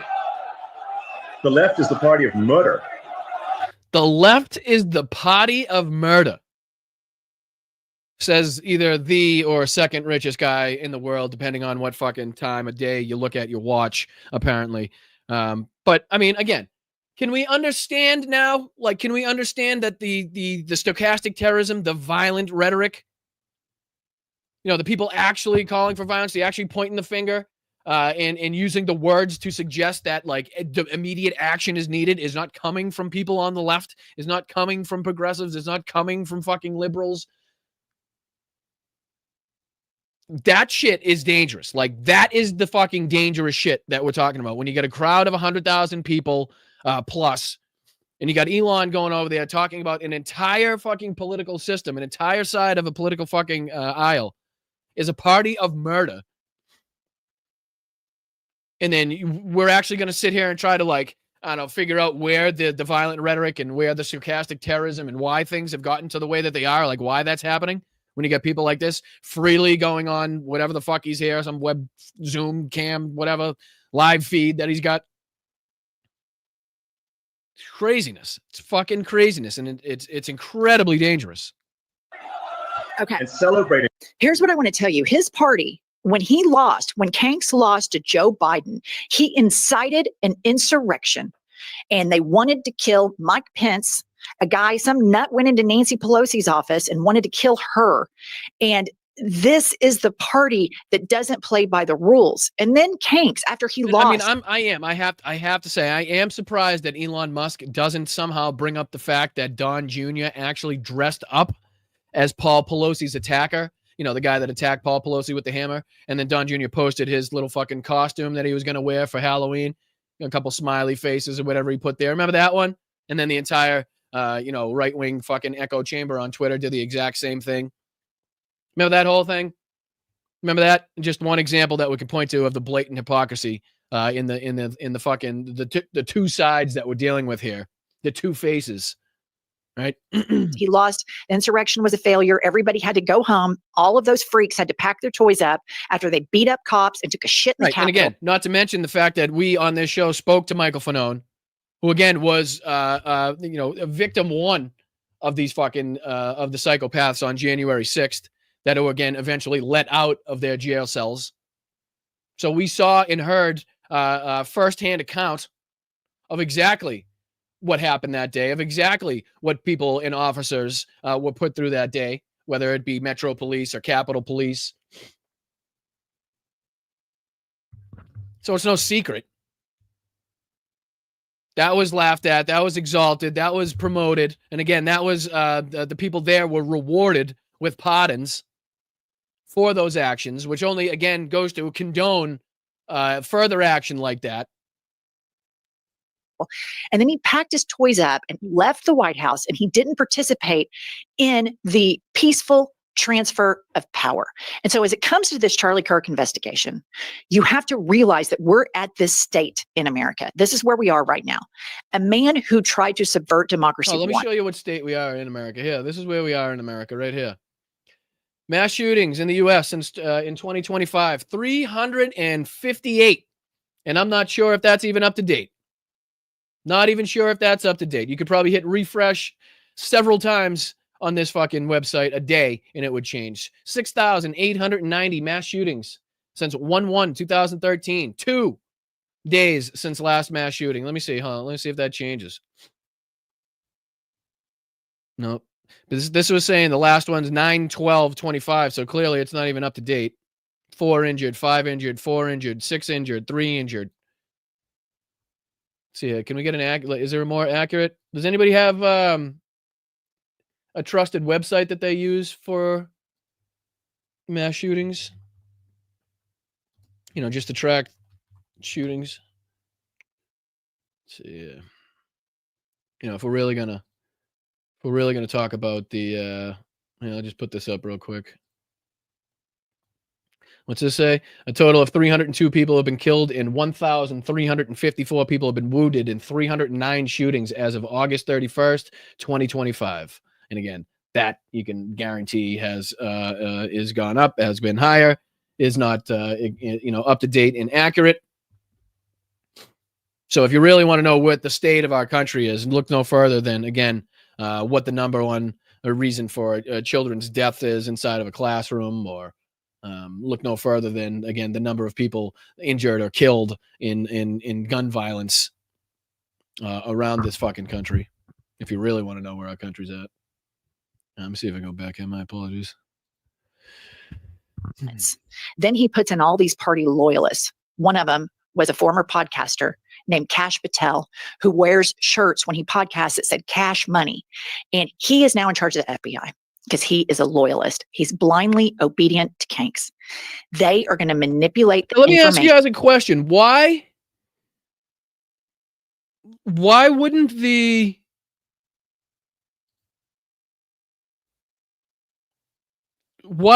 Colorado high school shooting be considered a mass event? What's the definition? Is it 3 or more or 4 or more? Let me know in the chat. I'm gonna hold on for a second. What's the definition? 3 or 4? Hit me in the chat with that, guys. Please and thank you. I know it takes a second for it to catch up, but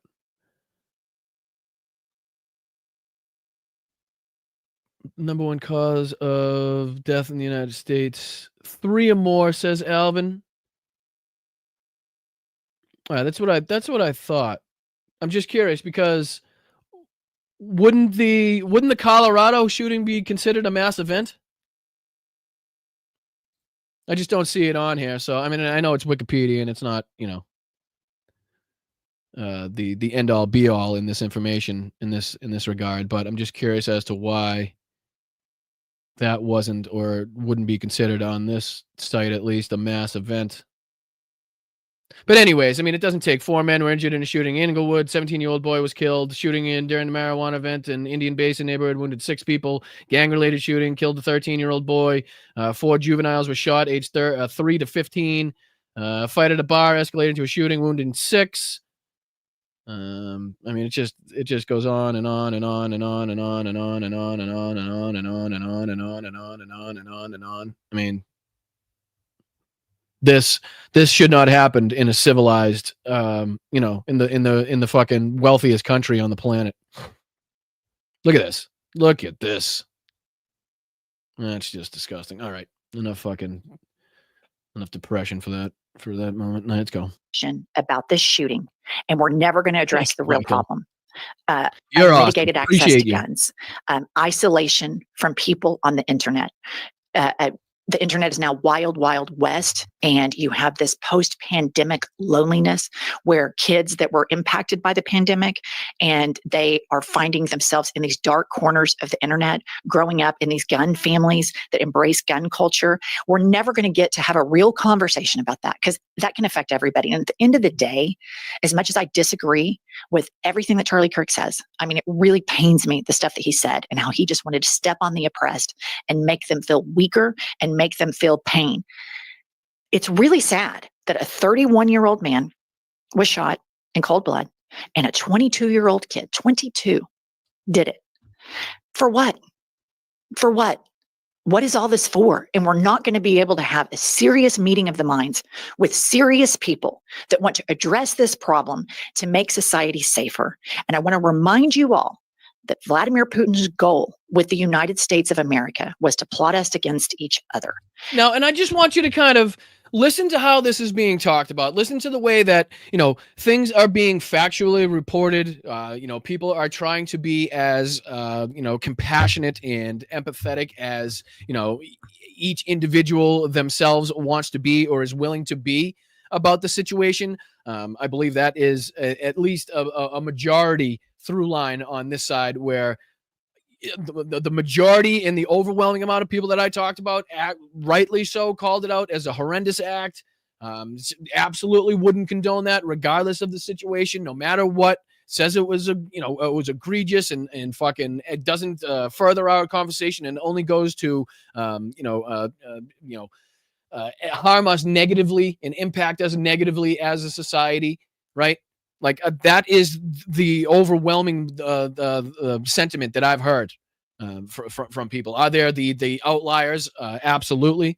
But again, I want you to listen to that and then how this is being covered by people like, again, Benny Johnson here. And I should have played this after we played the Midas Touch video because this is a good illustration as to how that whole line of one person reporting an unnamed source being picked up by Fox News, then Fox News using that on Twitter. Twitter picks it up and it's spreading. Like, this is a good example of how fast it spreads and how it's being used by people and just how different this situation is being approached by, again, people on the left, people considering themselves leftists, progressives, liberals, Democrats, or whatever, and people on the right side of the aisle, and just how incredibly different the two sides are treating this and talking about it. A Fox News alert. FBI sources tell Fox News Digital that the man charged with assassinating Charlie Kirk was living with a transgender partner. And again, this is no different. This is no different than the original reporting that came out.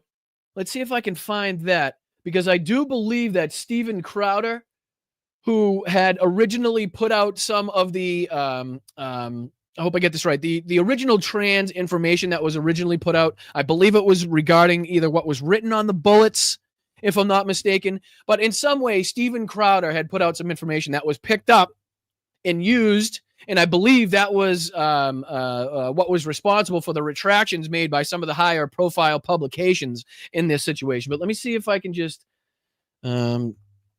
Steven Crowder, because I do believe he had a tweet that said his computer was being subpoenaed by the ATF, if I'm not mistaken. Let's see here. Unless, again, that was just a... Oh, here it is right here. Here it is right here. So this is Steven Crowder. Let me see if I can zoom in just a touch for you guys. I just received word that my company is being subpoenaed by the ATF. No details yet. Exclusive. This morning, my team received an email from an officer at the ATF. This email included a screenshot from what appears to be an internal message describing a weapon and cartridges located by an ATF and other law enforcement near the scene of the Charlie Kirk shooting at, and it goes on to suggest what I believe some of the writings on the cartridges were to mean. And again, I think they, that was picked up by other people, other sources, sources, and used. And now it looks like Steven Crowder's, computer has been subpoenaed by the ATF, probably in an investigation as to, who sent what information to him and, who leaked what, that type of shit. But again, this is no different than this source says, and this source says that, so we've been reported, and, we don't have to report that we did the investigation or that we've done the reporting, but all we have to do now is report that a source said it, and then we can make that into, part of the 24-hour news cycle, right? I mean, you don't need to confirm anything nowadays. You don't need to corroborate any information nowadays. If you're a fucking, if you're a news program, if you're a news outlet, apparently, all you got to do is all you got to do is put source behind whatever you say. And it not only gives you the ability to, remove yourself and detach yourself from responsibility, because it's not you saying it. I didn't say it. It's been reported by an unnamed source. So, the source said, blame the source, but we don't know who the source is. Oh, not my fault. Right? So you see how they kind of fucking play this game? And then it ends up bleeding through to everybody's social profile media, to everybody's social profile accounts. And then again, once it makes it to Fox, it's picked up by other news, and then you see it on other news, and then all of a sudden it's true. Everything's like, oh, well, it must be true. Right. It's extremely lazy, Alvin. Good. Absolutely. It's extremely lazy. As it's a good way to save money because they don't have to use their own resources. They don't have to send their own investigative journalist out there to either, again, deny or confirm or corroborate the assertions being made. They don't have to spend the time digging through whatever fucking, articles or interviews or whatever the hell. They don't have to go out and talk to the law enforcement agencies. They can just say source says. And then if it turns out to be not true, well, fucking, I guess you got to find a new source. I guess we got to blame the source because we didn't report it. We just reported that the source reported it. So you can see how easily things are spun now with the advent of social media and the way that everything is interconnected now. It's immediate. It's rapid. The right has a very fucking rapid response team in place for when things like this happen, where they're on it absolutely immediately. And then again, it's almost like when you put the lies out on the front page, but put the retraction and the correction out on page fucking 47 a week later. Like, yeah, you may have put out the correction. You may have fucking corrected the sentiment or whatever you put out. But 97.7% less people saw the correction and the real information than saw the actual lies that went out on the front page a week ago. Right? So if they can get ahead of it, if they can get out there and fucking get this story going with some momentum, and everybody's, then has to be on the back foot and play defense on trying to, deny or prove otherwise what they're saying, then that's them controlling the narrative, as opposed to getting down to the actual information that we have, which again is not a whole hell of a lot, I have to say. Nothing. I haven't seen. Again, because he's not cooperating, we haven't heard anything about a definitive motive yet, right? We haven't heard any statements from him. We haven't heard, as far as I'm concerned, or as far as I've seen since, before I went on live earlier. And again, correct me if I'm wrong. I haven't seen any, other than the Discord messages and, the 4chan messages and other shit like that. I haven't seen like a, what do they call it? What the fuck do you call it when you leave it behind? Why am I thinking of not a memoir, whatever? You know what I'm talking about. When you leave behind your ideas and your beliefs. For some reason I'm blanking on the word right now. But I haven't seen anything like that, right? So it's, again, incredibly dangerous and incredibly, irresponsible of people to take this ill-informed reporting and run with it as if it's truth. Manifesto. Thank you, Mark. Appreciate that. Because I couldn't think of the word. All right, here we go. Let me see if I can put this on the screen. And you'd think, huh? Us Marxists would know to remember the word manifesto, right, Mark? All right, let's see if I can put this on the screen here. And again, this is, was I not showing it before, or was I? Any Jones. A Fox News alert. FBI sources tell Fox News Digital that the man charged with assassinating Charlie Kirk was living with a transgender partner. Bureau officials confirmed that Tyler Robinson was in a romantic relationship with someone transitioning from male to female. They say that individual is fully cooperating with their investigation, claims to have had no idea of Robinson's plans, and is not currently accused of any criminal activity. Right. Now, again, this report led directly to Benny Johnson's tweet, which was reported on by Ben Meiselas of Midas Touch, which was then used to go on for other people to filter that information down. And again, now that they've, it's been reported that, supposedly reported that, the partner, the roommate is cooperating, right? Now they have to try to twist that around in order to make it seem like that roommate had more involvement or in some way trying to, again, help or affiliate themselves with this crime. Well, they said, I know, well, that's kind of the whole point, Nicole. And again, none of this is, again, a lot of this is still speculation at this point. Right. And again, just like I don't trust a word from Patel's FBI. Right. I mean, again, that's another thing that's putting cloud in the fucking atmosphere and making it very hard to see the actual fucking, the fire through the trees here. And it's crazy. It really is. They've given us absolutely no reason to trust them, absolutely no reason to believe them, and only reasons to think that they're using this for their political benefit in order to, again, attack their political opponents, erase their political opponents, in either their organizational skills, the corporations they're affiliated with. You heard them try to, Stephen Miller said he's going to use this to go after fucking everybody. Right? The crackdown is coming. Supposedly, if you listen to Stephen Miller,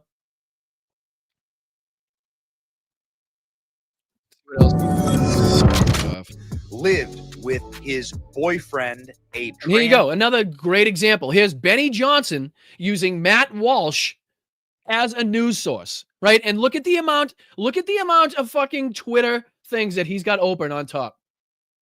Look at this. Look at the amount of fucking tabs from Twitter that he has open up top. 1, 2, 3, 4, 5, 6, 7, 8, 9, 10, 11, 12, 13, 14, 15, 16, 17, 18, 19, 20, 21, 22, 23, 24, 25, 26, 27, 28, 29, 30, 31, 32, 33, 34, 35, 36. 36 different Twitter tabs that he's got open. And again, this is one fucking hack creator like Benny Johnson using another bigoted hack creator like fucking Matt Walsh as a news source, just ping-ponging back and forth like the same thing that Fox News does with their sources and the people that write for Fox News using that as the source. Oh, sources say. Gender activist in Utah. Now, this has been independently confirmed by the New York Post, by Fox News, and also the President of the United States told Newsmax this morning. Geez, must be true then. Must be true then. I mean, if the President of the United States, because he's definitely not widely known for his lies that he tells. Definitely not widely known. Called Charlie Fash, confirmed leftist by friends.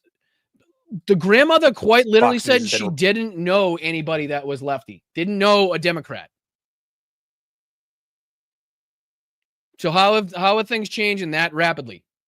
Reporting on it on air. Let's see what else he says here, because he goes on to use his own reporting, his own tweets. Service. We've never seen his emails. We've never seen his digital history. We don't know who he's speaking Just to. spoke with top FBI official, made it very clear that they have not ruled out co-conspirators. The assumption is premature. The investigation is just beginning. An enormous amount of evidence has been seized, both digital and physical. We will know everything about the dark internet history, chats, and affiliation of Kirk's left-wing political assassin. That's what the FBI sources said. We don't know who rat. Look at it. Supposedly, yeah, I'll get out of the way. I'll get out of the way so you can see it. Right here. FBI sources assure me the public will know everything about the dark internet history, chats, and affiliation of Kirk's left-wing political assassin.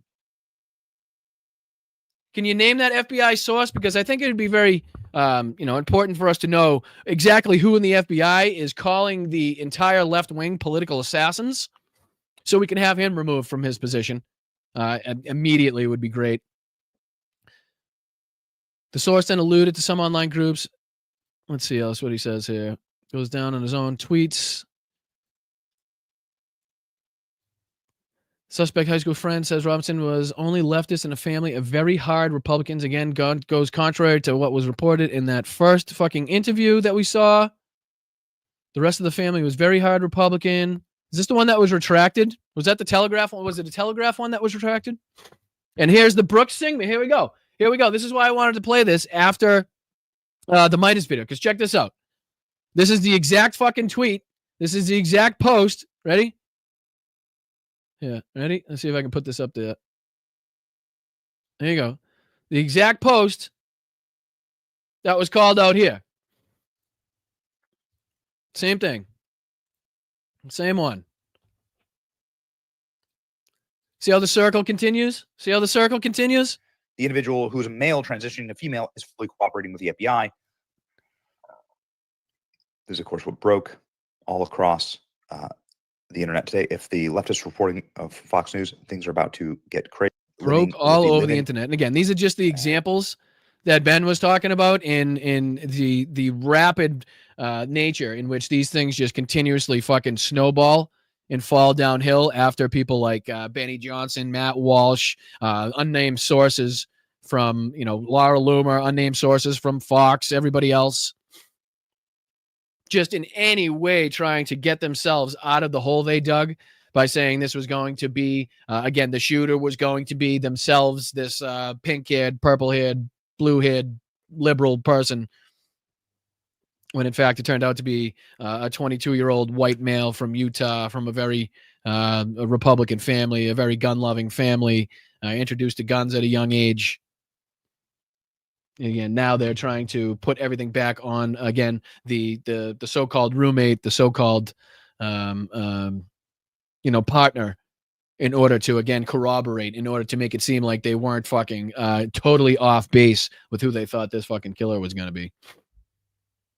All right, so that's enough of his ugly mug. I don't feel like looking at his face anymore. I think there was a few more minutes of the IHIP, and I think she wanted to make a couple more points there. So let me see if I can put that back on the screen. If there's any other clips or anything you guys wanted to see, any other information. I know that, ICE, I think there was ICE that shot a guy as well. Let me see if I saw that correctly this morning. Yeah. A person is killed at an ICE agent injured at an immigration arrest near Chicago. Spokesperson, Immigration Customs Officer, said they were conducting a vehicle stop as part of a targeted law enforcement activity on Friday morning. Let's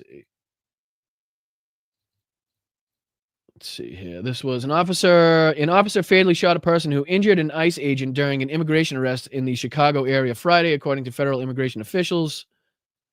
A spokesperson for Immigration and Customs Enforcement said that the officer were conducting a vehicle stop as part of a, quote, targeted law enforcement activity on Friday morning. The person being stopped resisted and attempted to drive his vehicle into the officers arresting him, subsequently striking and dragging one of them. ICE said in a statement, quote, fearing for his life, the officers discharged his firearm and struck the subject.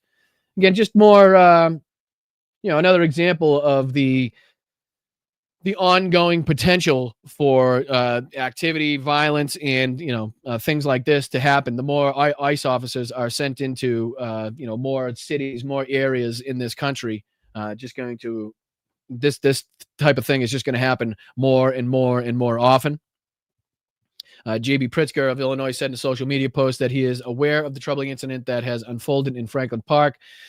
This is a developing situation. The people of Illinois deserve a full factual accounting of what's happened today to ensure transparency and accountability, Pritzker said. And that, again, is just part of the ongoing story of ICE and the National Guard and other law enforcement agencies being used against and in our own democratic and, cities here in the United States. All right, let's see if there was anything left of this that I didn't get to, and then I'll see if I can get into thanking you guys for your kind and generous contributions, and I'll let you enjoy the rest of your weekend. All right? And while we put this on, there we go. Are well into that, the just a few days ago, the right-wing civil war, we're at war with the left. We're at war with the left.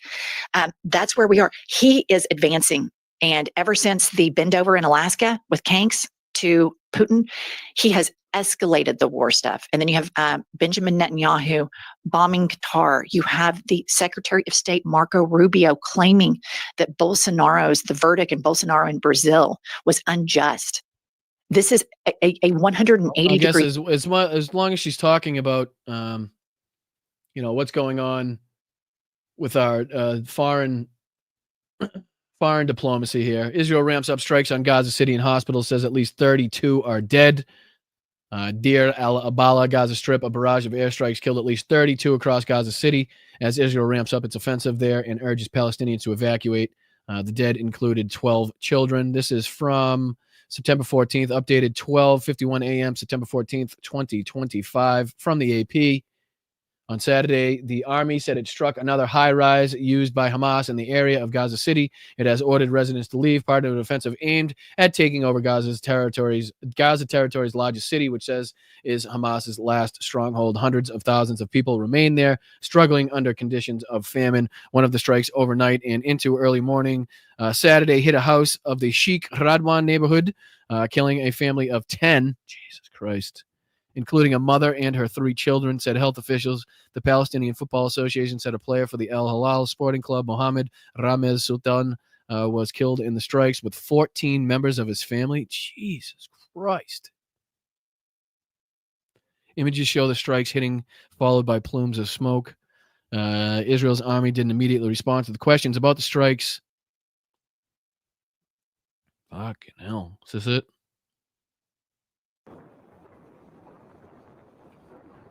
كثير الوضع صعب عندنا مأساوي للغاية، لا في علاج، لا في دواء، لا في أمان، لا في استقرار، ما فيش أي حاجة يعني. لمتى يعني بدنا نضلنا إحنا هيك؟ خلصنا 2 وإحنا في الحرب وقعدنا دخلنا في السنة الثالثة. Look at that. Will you fucking please? Look at that scene. Look at that fucking scene.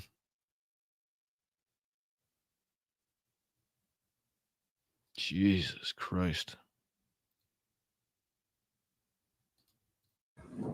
أنا بني آدم قاعد لا أكل ولا شرب ولا شيء ولا مصادر للحياة في الطريق ما فيش. وين المؤسسات الدولية اللي بتقبض مصاري على حسابنا؟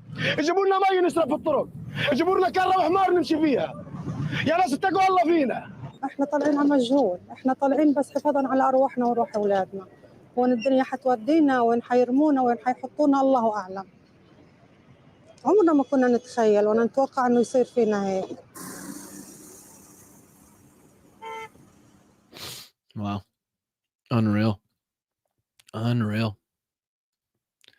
Let me see if there's anything else on that.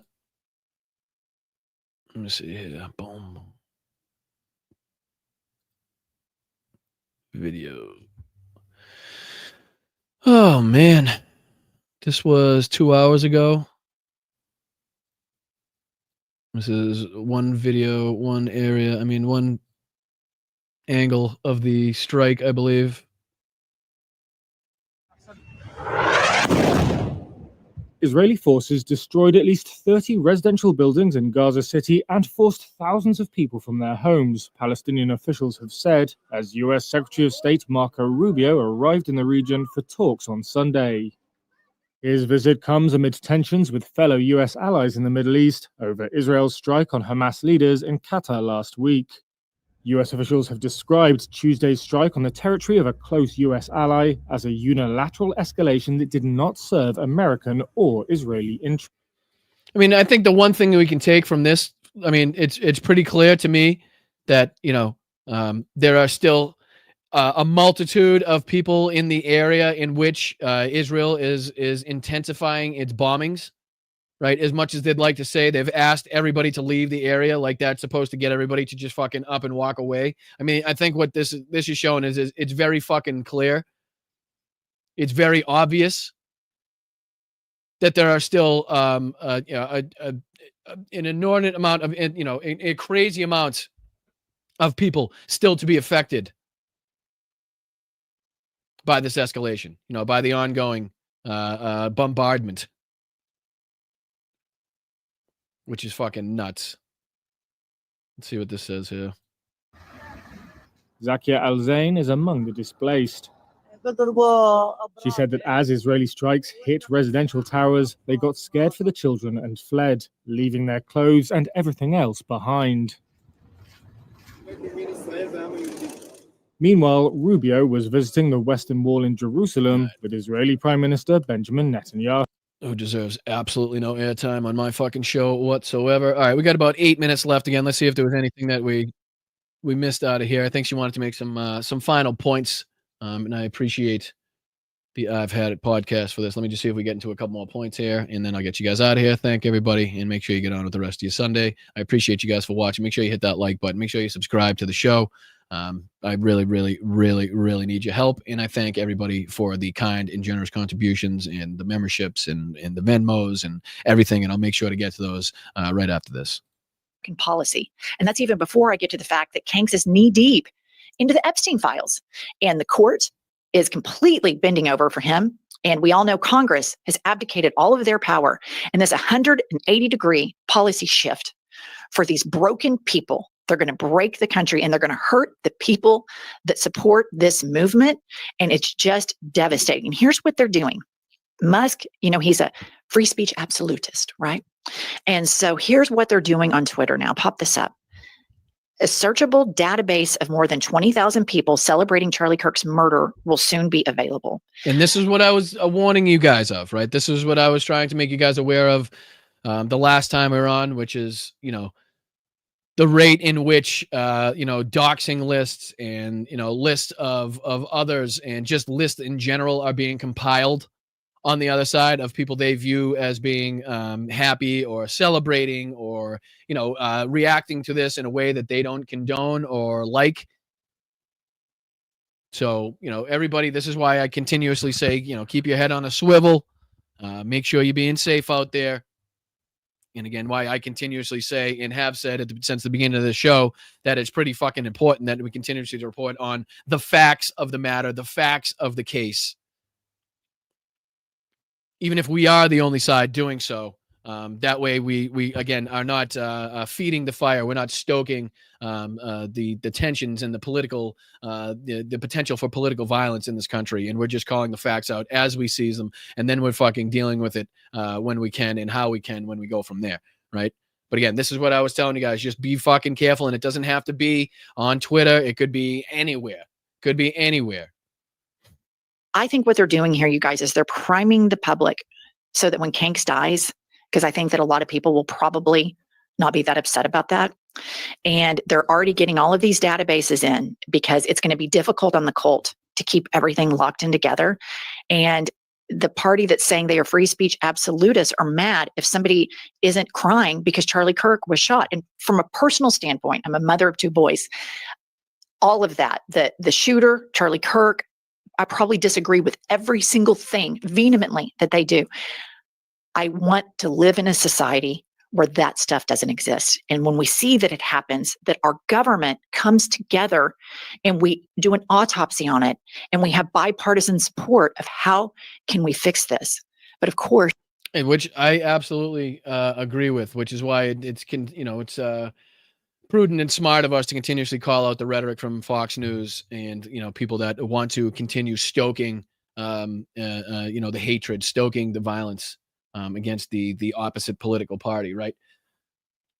I mean, I'm telling you, it's again, there's a lot of times on this show where we're covering things that I don't necessarily want or enjoy talking about.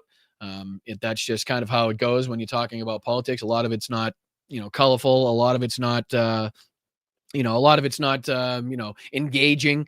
But, every now and again, you get these things that you don't want to be talking about, but they are absolutely important to talk about because of the potential ramifications, the potential problems that could come from, again, letting the misinformation and disinformation fester and letting that grow and letting the hatred spew. Like, that's the shit that we continuously need to call out.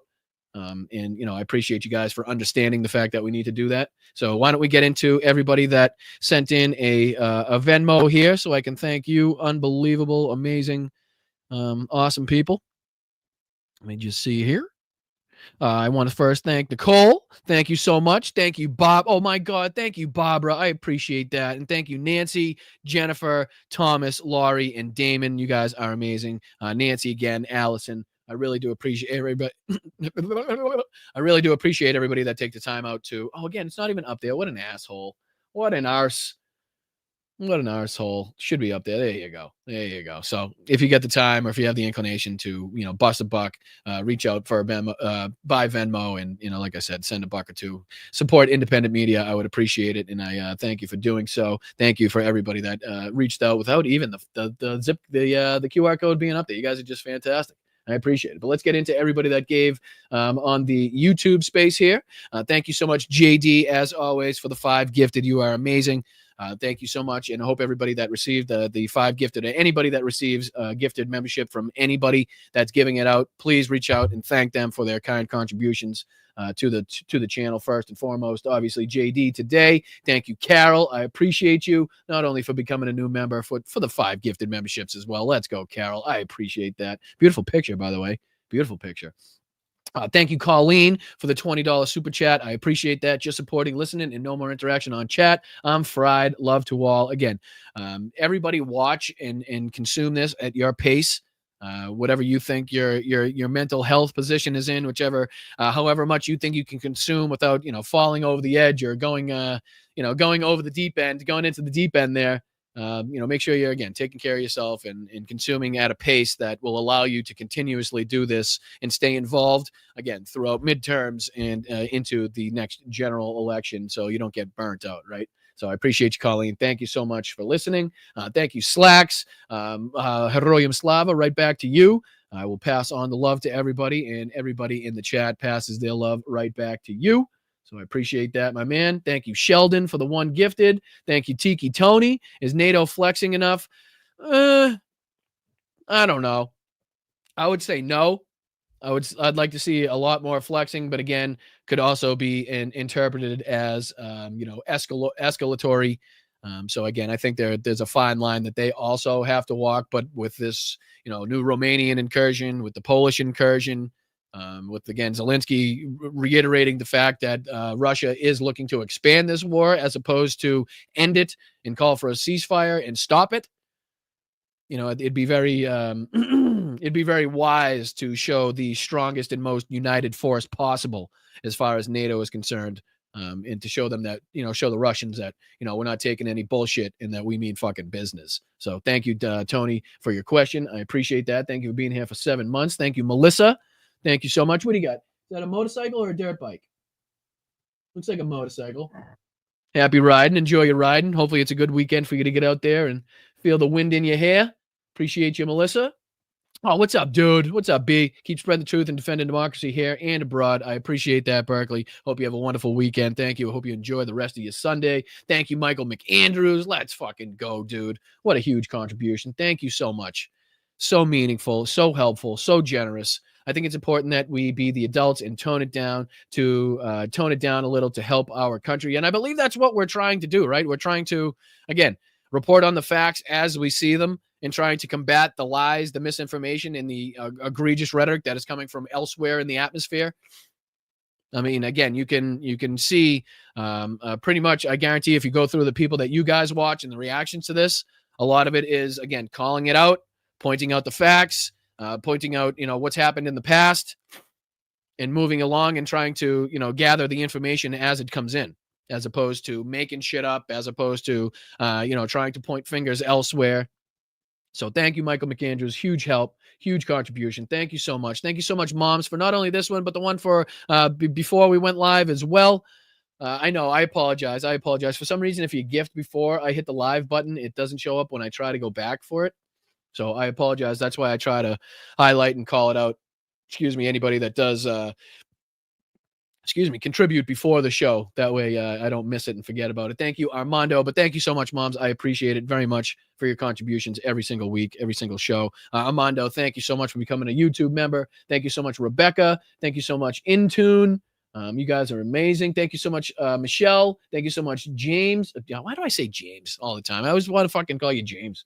Thank you, JJ. I appreciate you, brother. Thank you, Josh. Apparently he's a Groiber. They don't like Kirk. And again, the things that we've learned have led us into that path, have led us to believe certain things. But again, I don't know how much of all of this has been confirmed or how much of this, again, is just speculation based on pictures, based on posts, based on this information or that information. So, I think it'd be prudent and smart of us to, again, wait till we have all the pieces for the puzzle, pieces in place as well.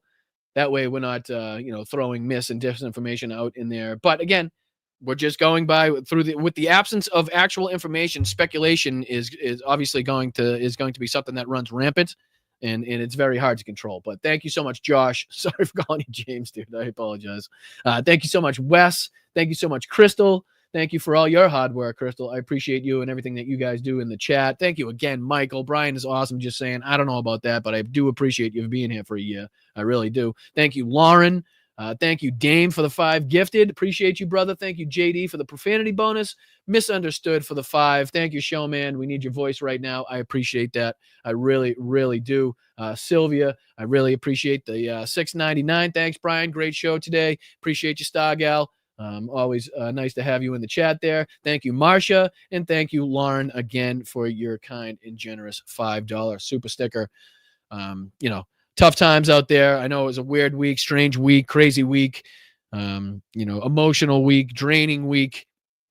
And, some people are, rightly so sick of it and want to move on. But again, this is not a time for us to turn a blind eye to what is a growing movement of, trying to stoke political violence and hatred towards the left and towards an entire political group that, again, as far as what's been reported so far, seemingly has zero involvement in the actions in the shooting of Charlie Kirk. So I appreciate everybody that contributed on YouTube. I appreciate everybody contributed on Venmo. Thank you so much to all the YouTube members. Thank you so much to all the Patreon members. Make sure you're signed up at patreon.com/Boston Brian. For as little as $5 a month, you can help out there. And for as little as $2.99, you can help and become a channel member here on YouTube.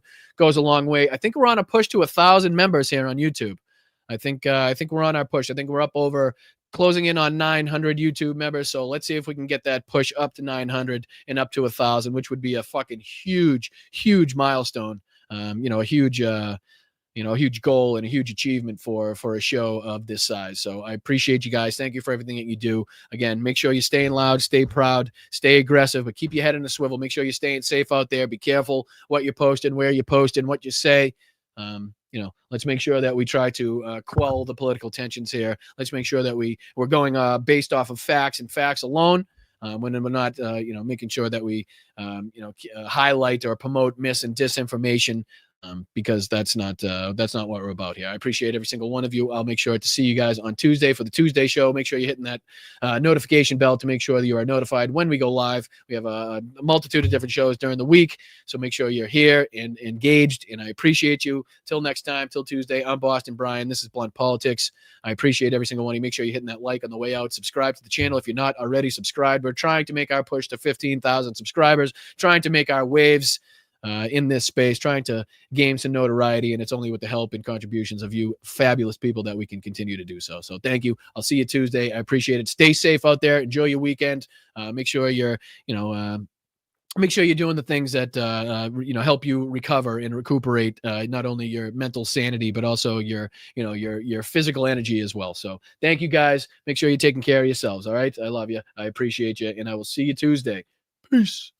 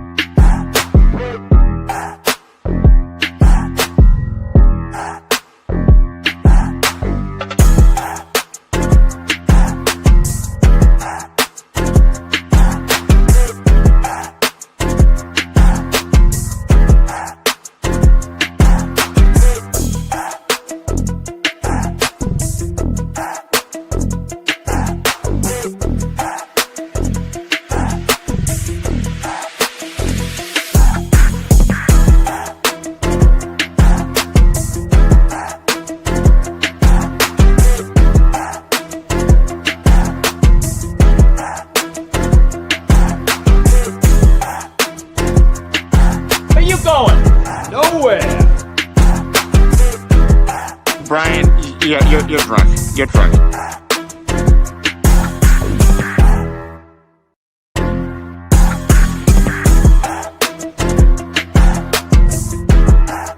It feels so lovely to be here tonight. What a beautiful life. Give yourself a round of applause. You're so lovely. Everyone's so lovely.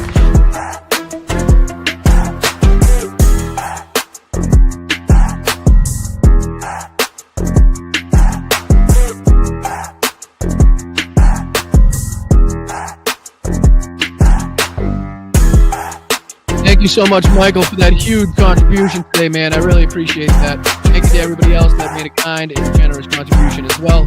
You guys really are the backbone keeping this thing going. Thank you.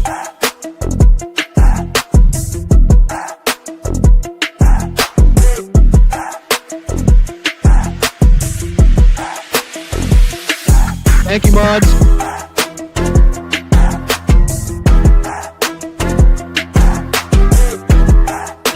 You got a little chubby going there.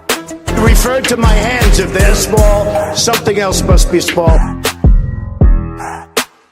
No words. I have the best words. But there's no better word than stupid. Obama.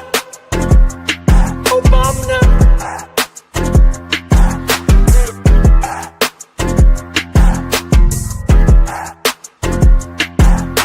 Bad news, bad news. Even when it's good news, it's bad news.